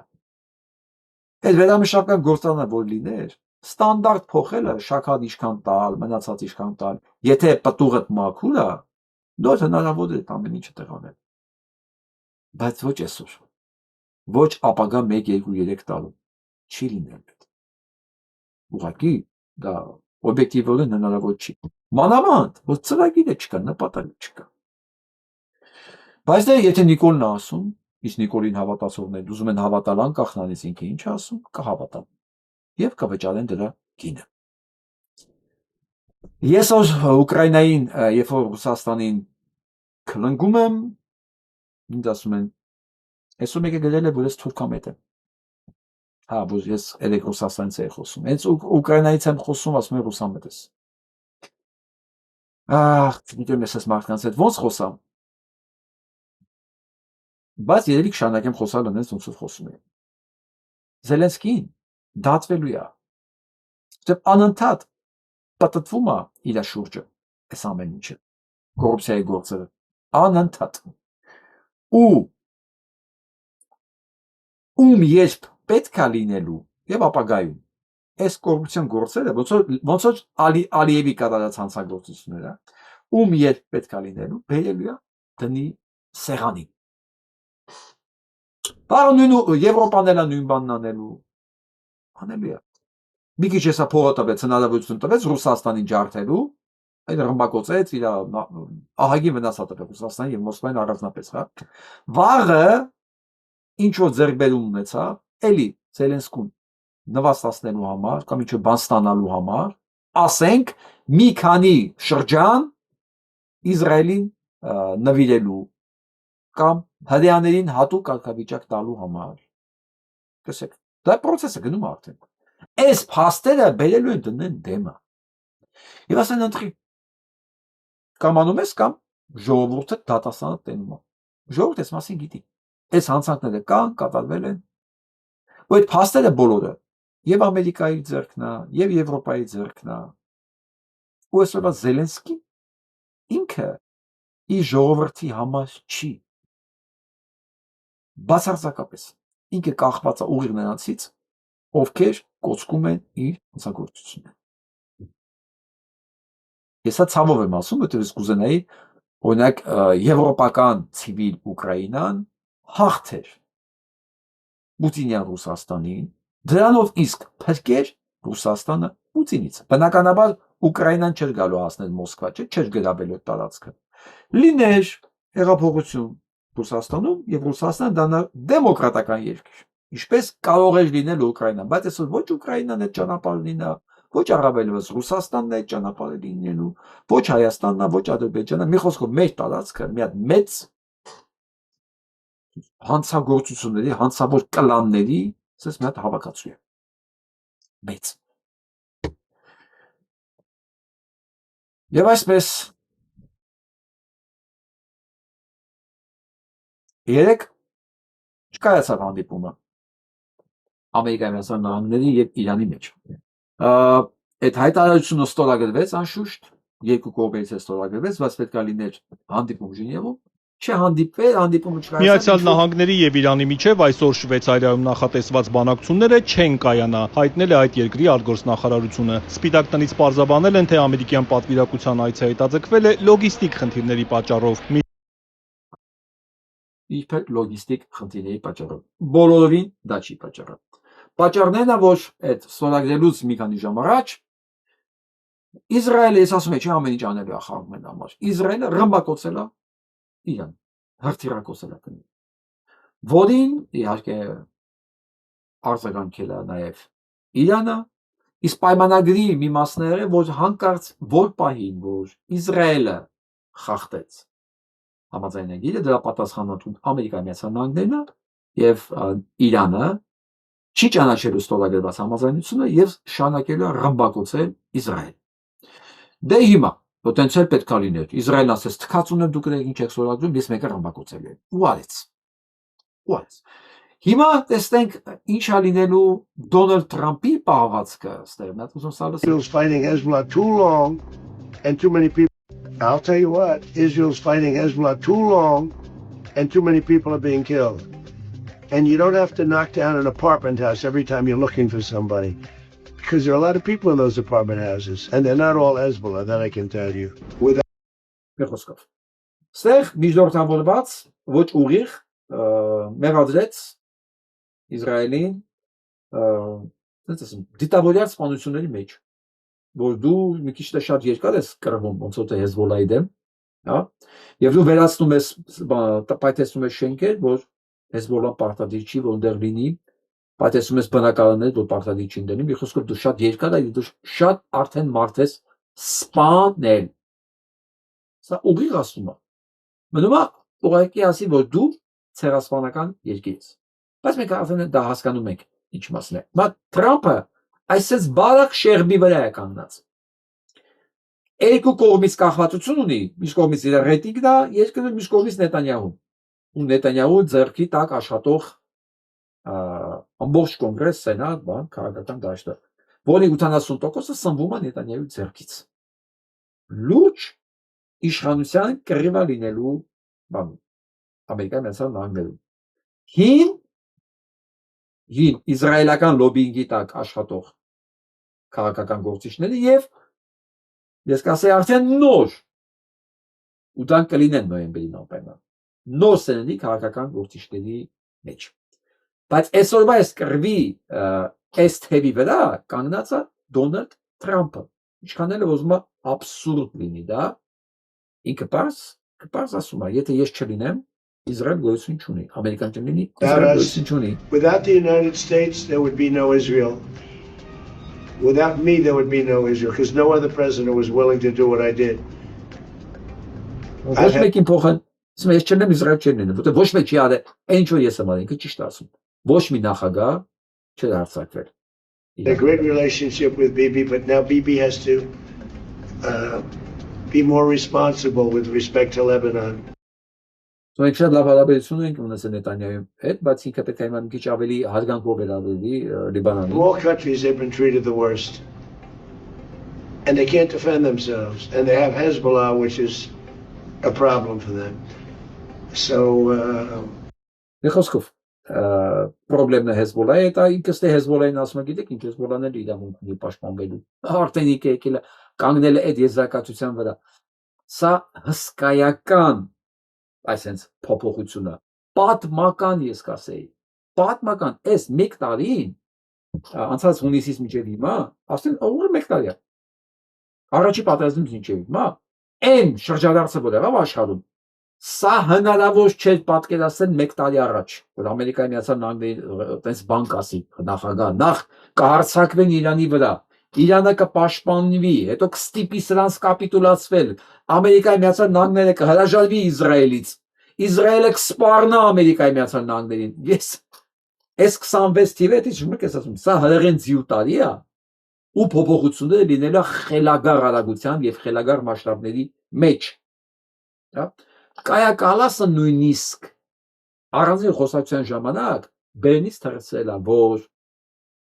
Իսրայելը վերածել է հարավային Աֆրիկյան երկիրը, ապարտեիդ երկիր,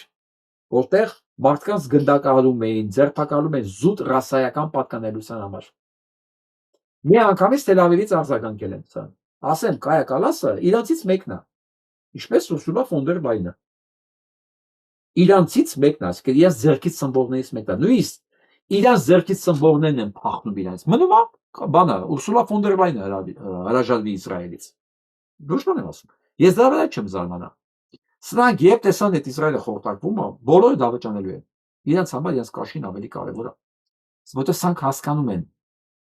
այն պահը, որ Իսրայելն է որոշում ամեն ինչ, իսրայելական մեդիան է թելադրում, անցել է, սրանք կախված են իրենց ընտրողներից, ինչպես Թրամփը, ինչպես սա, ինչպես Ուրսուլան, ինչպես բոլորը։ Ու հակաիսրայելական օրակարգը բոլոր երկրների, բոլոր ընտրությունների, բոլոր տեխնացուների վրա ազդելու է։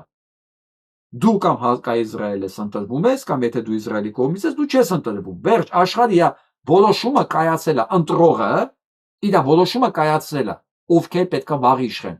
Այս մեկ տարվա մեջ ովքեր փոխվեցին եկան իշխանության, թե Ամերիկայում, թե Եվրոպայում, դրանք լինելու են կատեգորիկ հակաիսրայել, պլյուս մնացած ովքեր հիմա արդեն հակաիսրայելական են։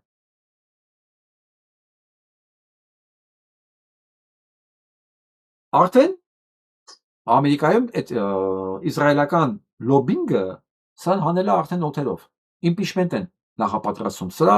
PKX-ի եւ ամբողջ իր այս աշխատակազմի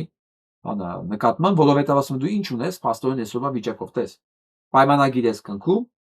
Հորմուզը բացելու համար, դու կապիտուլացում ես, բայց Հորմուզը փակվում է։ Բայց սրանք չեն գրում, ինչի է փակվում։ Սրանք չեն գրում, որ փակվում է, որովհետև Իսրայելն է խախտում այդ համաձայնագիրը։ Ու Իսրայելը խախտելու է, Հորմուզը նորից փակվելու է, ու դրա համար իմպիչմենտ անեն Թրամփին։ Այսինքն Թրամփը հիմա գտնվում է շատ ավելի ծանր վիճակում, քան ասենք 1 ամիս առաջ, որտեղ 1 ամիս առաջ քաղաքական մասի կողմն էր, ժողովուրդն էր դեմ։ Հիմա ինքը անցավ ժողովրդի կողմը, որտեղ այնտեղ արդեն իրան դեմ է 80%-ը, բայց իմպիչմենտի գործընթացը սկսելու է քաղաքական մասը, որը Իսրայելին է պատկանում։ Հիմա ես վախենում եմ, ինքն ասի, ես չեմ վստահում ձեզ, ես չեմ ենթարկում ձեզ, ես ժողովրդի կողմից եմ, ու ասի արեք ինձ օգնեք։ Դուք պատկերացնում եք ինքը ասի, ես հրաժարվում եմ, մերժում եմ Իսրայելը, ոչ մի օգնություն չի գնում ընդ, ժողովուրդ ջան, ես ձեր կողմից եմ, այս նրանք սաղ աշխատում են Իսրայելի համար։ Ես չեմ բացառում նույնիսկ այս սցենարը։ Ասի հասեք ինձ փրկեք։ Ես ձեր նախագահն եմ, այս Իսրայելի լոբինգը, անօրինական գրանցված լոբինգը, անօրինական չել գրանցված կազմակերպությունը ինձ ուզում է աշխատանքից անի։ Վստահ եղեք, կաշին փրկելու համար սա ամեն ինչ անելու է։ Ու այսօրվա վիճակով ես նույնիսկ սա եմ սպասում, որ ինքը կարող է ուղղակի քաղաքացիական պատերազմի բերի իսրայելական քաղաքական ուժերը եւ ժողովրդի մեջ։ Բնականաբար թե ժողովուրդը հաղթող է, բայց ոնց է լինելու սա օրենսդրական իմաստով, ես չեմ ուզում մտնել դրա մեջ։ Բայց սա դիմելու է ժողովրդի օգնության։ Որ ասի, հոպ, Իսրայելի ծառաները իմ նկատմամբ իմպիչմենտ են նախապատրաստում։ Սա էլ սա հովանավորն է։ Սա ամենա այս մերեմը դերսոնը։ Ամենա սատանիստ։ Սա Էփստինի հովանավորներից է նաև։ Եվ Թրամփի հովանավորներից է, որը $100 միլիոն փողատավես սրան ընտրվելու համար։ Ինքն ասում է, դու կարող ես լինել ամենամեծ նախագահ, բայց դու տապալվեցիր, ջանիկս։ Դու դուրս եկար Իսրայելի դեմ։ Այսի պրիգաբոր, այսի Դավիթի աստրնել, սա սատանիստ է, սա երեխու արուն է խմում։ Սա չափազանցություն չի։ Սա սատանիստ է։ Եվ ոչ միայն սա։ Հետաքրքիր բաներ է ասում։ Իսկ ինչ է ասում Ամերիկայի դեսպանը Իսրայելում։ Սա ընդհանրապես աբսուրդ է։ Ամերիկայի դեսպանը ասում է, որ առանց Իսրայել Ամերիկա գոյություն չունի։ Ոնց որ Իսրայելի դեսպանը լինի։ Սա ամենահայտնի սիոնիստներից մեկն է, որ Ամերիկայի թիվ 1 թշնամուն ինքը օդանավակայանում դիմավորեց ու հետը գնաց։ Ոչ բանը հետախուզություններ արել Իսրայելի օգտին։ Սրանք լկտիացած են ծայրահեղ դեպքում։ Ասում ծայրահեղ աստիճանի, ոչ պատկերացնեք, որ Հայաստանի դեսպանը, ասենք, չգիտեմ, Գերմանիայից հայտարարի, որ Գերմանիան չլինի, Հայաստանը կորած է։ Հա դու շահերն ես պաշտպանում, Հայաստանի թե Գերմանիայի։ Դու դեսպանն ես։ Հիմա սա փողը ստանում է Ամերիկայի մեր հարկերից, մեր փողերից։ Բայց ծառայում է Իսրայելին, մոսինը պարզ հայտարարում է։ Սա քաղաքացիական պատերազմի է բերում։ Այս ամեն ինչը։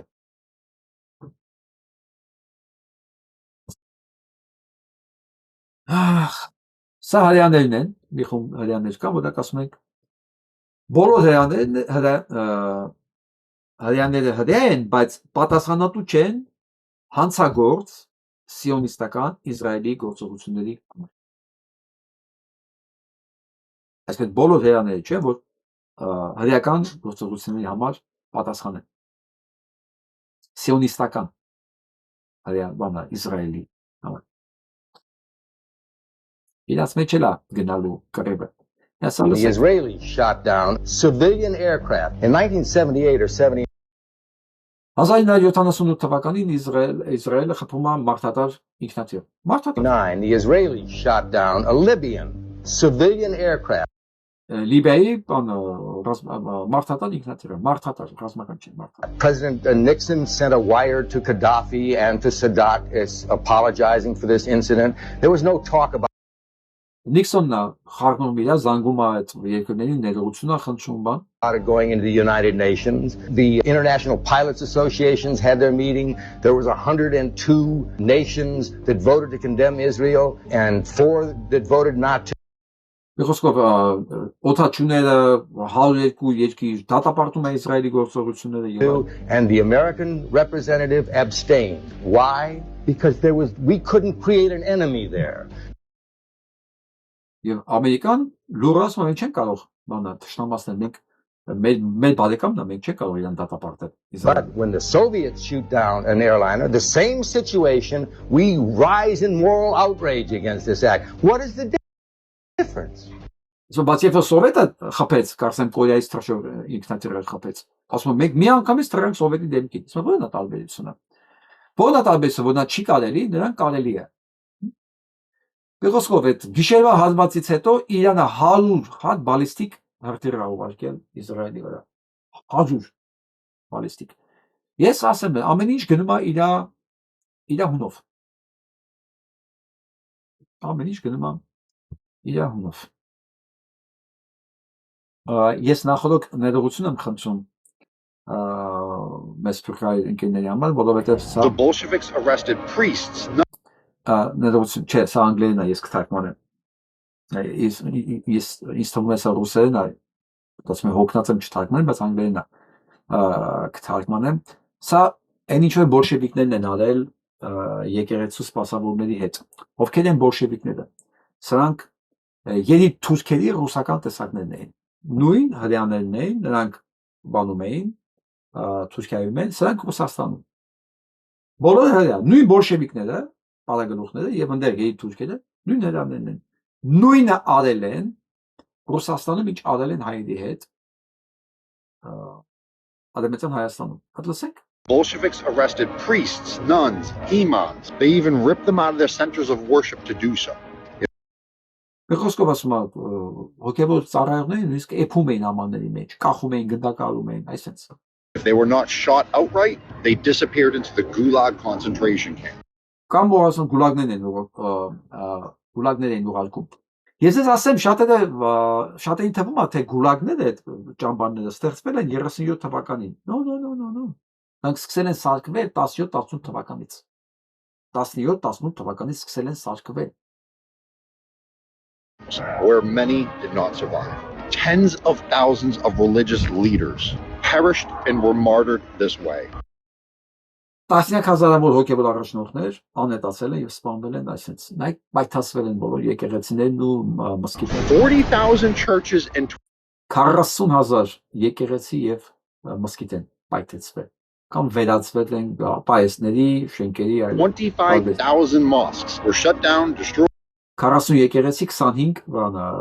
մզկիթ or converted into government-run buildings. Religion was outlawed, except anti-Semitism was made illegal and punishable by capital punishment.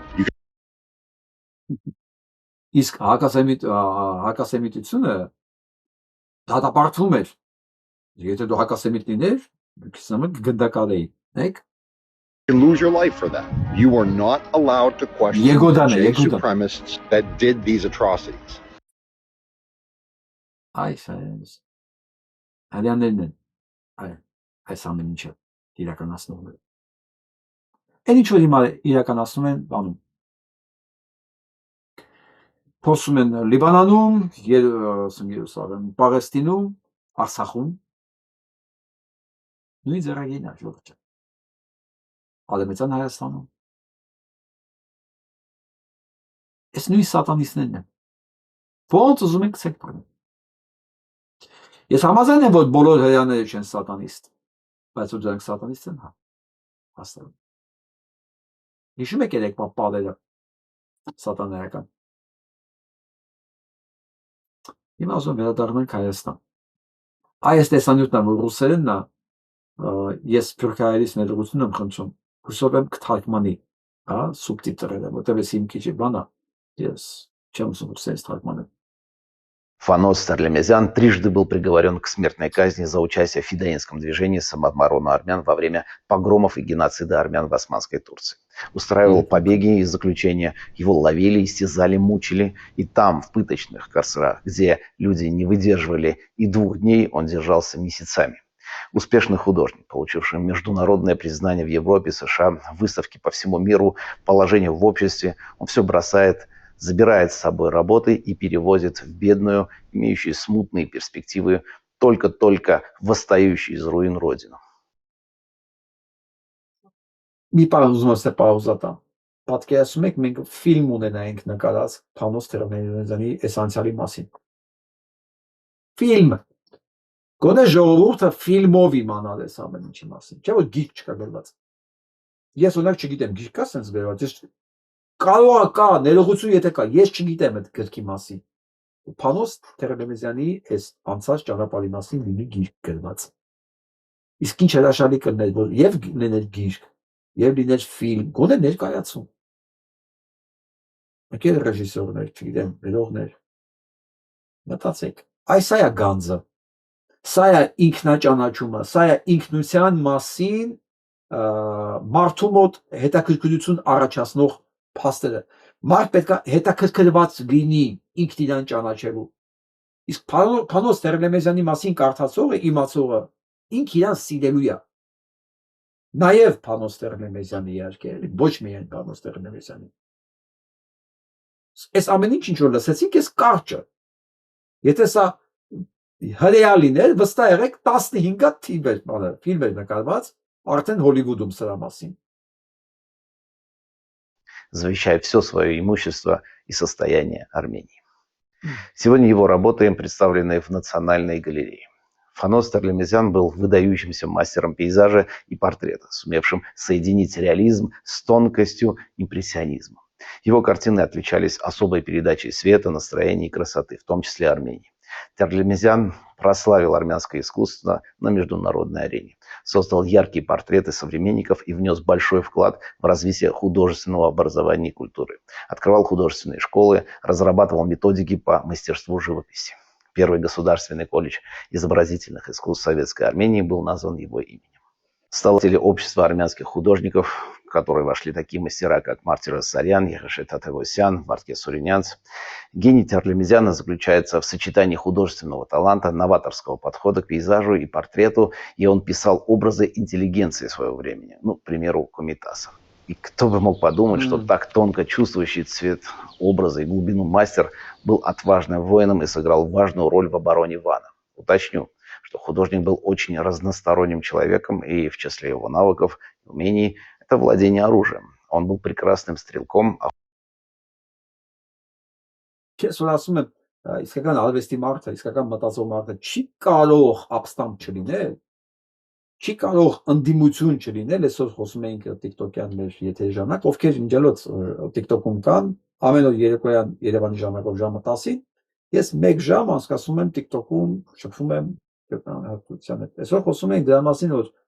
իսկական ստեղծագործողը, իսկական մարդը չի կարող բան չլինի, ապստամբ չլինի, չի կարող ընդդիմություն չլինի։ Ինչ է նշանակում ապստամբ։ Ապստամբը դա արժանապատվության համար իր կյանքը վտանգող մարդ է։ Արտադրության արժանապատվության համար իր կյանքը վտանգելու պատրաստ մարդ է։ Ինչ կարող է բարձր լինի ոգեղեն առումով, քան ապստամբը։ Եվ իսկական ստեղծագործողը չի կարող չլինի ապստամբ։ Եթե ինքը ապստամբ չի, պատկերացրեք Բեթհովենը ապստամբ չլիներ, Վագները ապստամբ չլիներ, ես իրաց երաժշտությունը արժեք չէր ունենա, Վերդին ապստամբ չլիներ, դրանք բոլորն ապստամբ են եղել, Լիստը, Շոպենը, դրանք բոլորը, ես երաժիշտներից եմ ասում, դրանք բոլոր ապստամբն են եղել, դամա իրաց երաժշտությունը վերցումը, Շոստակովիչը, Խաչատուրյանը, դրանք քեզ վերցնում են, տանում են ամենավերևները, որտեղ արդեն նյութական բան ոչ մի բան չկա, դե ոգեղենն ամենակ։ Ու ես մենք այս մարդու մասին ոչ մի բան չունենք։ Ինչի հանգարց կարող մարդը տեսնի ինքին իրեն Փանոս Տեր-Նեմեզյանի մեջ ու սկսի ինքին իրեն ավելի շատ սիրել, այ դա վտանգավոր է թուրքերի համար։ Նաև թուրքական իշխանությունների համար դրա համար ամեն ինչ անում է, որ մեզ ալմատախիլան են, կտրեն մեր ինքնությունից, որովհետև հենց մարդը իրեն նույնականացրեց Փանոս Տեր-Նեմեզյան տեսակի հետ, միանգամից ոնց որ ազգով դառնանք նժդե։ Ուղղակի մեկը եղել է փիլիսոփա իրավաբան, մեկը եղել է նաև նկարիչ։ Բայց ոգեղենության առումով նույնն են իրանք։ Նույն գենի կրողն ենք մենք բոլորը ժողով։ Ոնց կարող է մեր մեջ այս ամեն ինչը լինի, միաժամանակ մենք ծնենք Փաշինյան Նիկոլ։ Ախ, ինձ բացատրեք, սա ոնց է հնարավոր։ Охотникам его снайперские способности пригодились. Он уничтожал одного за другим особо прытких командиров, подавлял, перемещаясь по линии обороны, активные огневые точки и расчеты врага, деморализуя турок. Оборона Вана – один из успешных боевых операций, благодаря которой 150 тысяч армян избежали гибели и не повторили судьбу других населенных пунктов Западной Армении, выжженных дотла только потому, что они были армянами, жившими на своей земле. Турки в какой-то момент решили армянский вопрос, просто уничтожив автохтонное население. Как вам? И вы будете удивлены, этот план по сей день актуален и находится в работе. Непризнание... Խոսքով սա շատ երկար է, ես իհարկե ամբողջը ցույց չեմ տա, հարթումը պատրաստել է Միքայել Շախնազարովը։ Ես առաջին անգամ եմ տեսնում իր աշխատանքը, շատ շնորհակալ եմ նախ իրեն, երկրորդն էլ, եթե դուք էլ հետաքրքրած եք, գտեք ու տեսեք էլ ինչ աշխատանքներ ունի, ես անպայման կուսումնասիրեմ։ Տեսեք ինչքան կարևոր են այս կարգի փոքրիկ ռոլիկները մեր ընդհանուր գիտակցված ինքնաճանաչման համար։ Ես դրա բան եմ ասում, ինքնաճանաչված հայը, ինքնաճանաչումի մեջով անցած հայը, ինքը անհաղթահարելի պատնեշ է, արգելք է թշնամու համար, որովհետև թշնամի մեզ կոտորելուց առաջ ինքը պետք է մեզ զրկի այդ գիտակցությունից։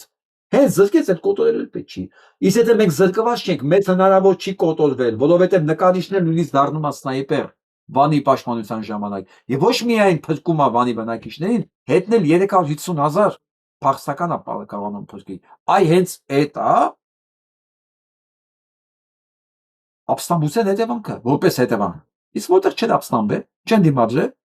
կոտորել գնացել են։ Հիշում եք Վանեցու հայրները։ Բանեցին այդ հայրերին մեր, դամալեր ինքը դիմացեց։ Այդ հիշենք այդ բանեցող հայրերը։ Խնդրեմ։ Հայր մեր երկնավոր Սուրբ Լա Քոանուն, հային երկնավոր տուր արքայություն, ամեն բանի մեջ թոկամք թողլա, միայն թե հայր, լուծի տակ չի լա, ոչ չոր, ոչ կակող հաց մենք կուզենք, միայն տուր ամեն հայի ձեռը զենք։ Ասում ոչ հաց եմ ուզում, աղբեր քեզանից Աստված, ոչ ջուր եմ ուզում, մենակ ամեն հայի ձեռը զենք տուր։ Վանեցին այս աղոթքով արթնացել ու քնել։ Ու հեչ զարմանալու չի, որ բանեցին պիտի պաշտպանվեր։ Չենք խնդրիր թողնել մեր անձանց պարտքը, թեք վերցուր թուրքի խայտառակ հարկը։ Գլոր է մեզ Աստված մարտի փորձություն, որ շուտ ազատվի ազգը քո, մարտի փորձության, որ շուտ ազատվի ազգը քո հայկյան։ Բանեցին խնդրում աղբեր ասում ինձ տալ փորձություն, ոչ թե խնայիր, մենակ ազատվենք այս լծից։ Բնականաբար չէ այս աղոթքով ապրող մարդը պետք է կռվեր։ Հասկանում եք, այս մեր օգտագործող բառերը, աղոթքները ինչքան ազդեցություն ունեն մեր վարքագծի վրա։ Եթե ես մի հնարավորություն ունենայի, այս բանեցող հայրերը անգիր կասեր ամբողջ ազգս կիմանար։ Ես չեմ ասում թող հայրերը մոռանա, չէ։ Թող բոլոր հավատացյալները շունչ քաշեն, չէ։ Բայց սա անգիր է պետք իմանալ։ Որպես հայրեր, որպես վանեցու հայրեր, որպեսզի հասկանանք ինչն էր այդ պաշտպանության հիմքում ընկած, գաղափարական ինչ մոդելն էր ընկած, ինչու բանը պաշտպանվեց, մնացած տեղերը չպաշտպանվեցին։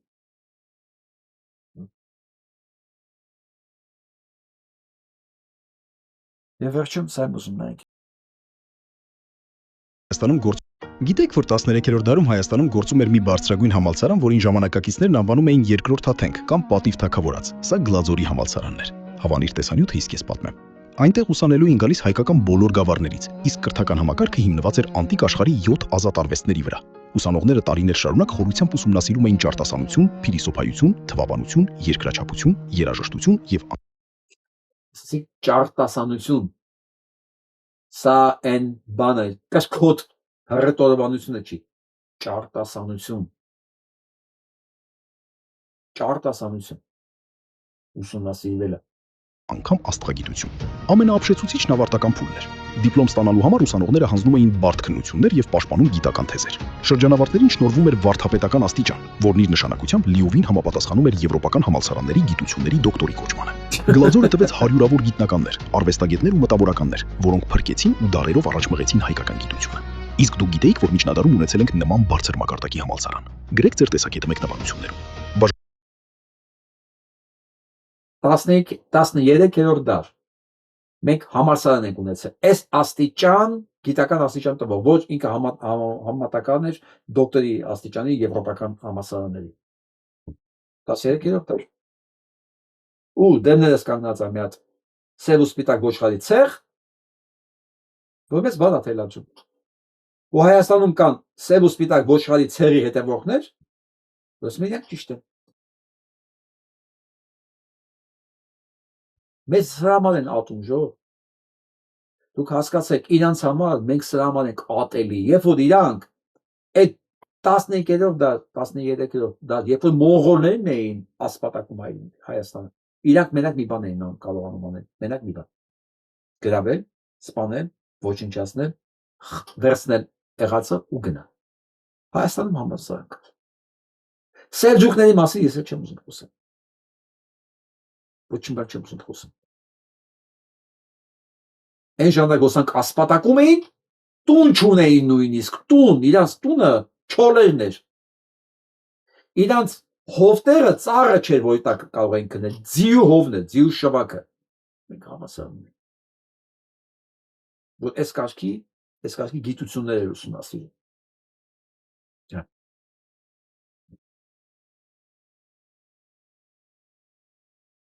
Ես կասում ամեն հայ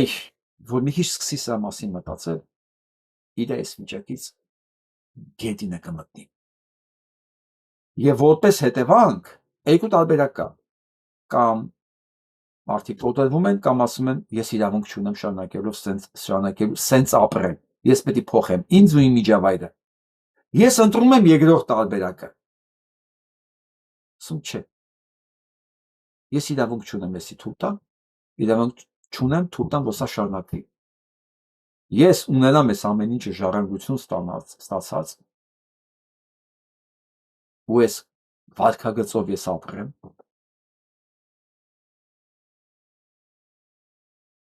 Սա իմ որոշումն է, դուք կայացեք ձեր որոշումը։ Այսօրվա համար այսքանը, ամենացեք։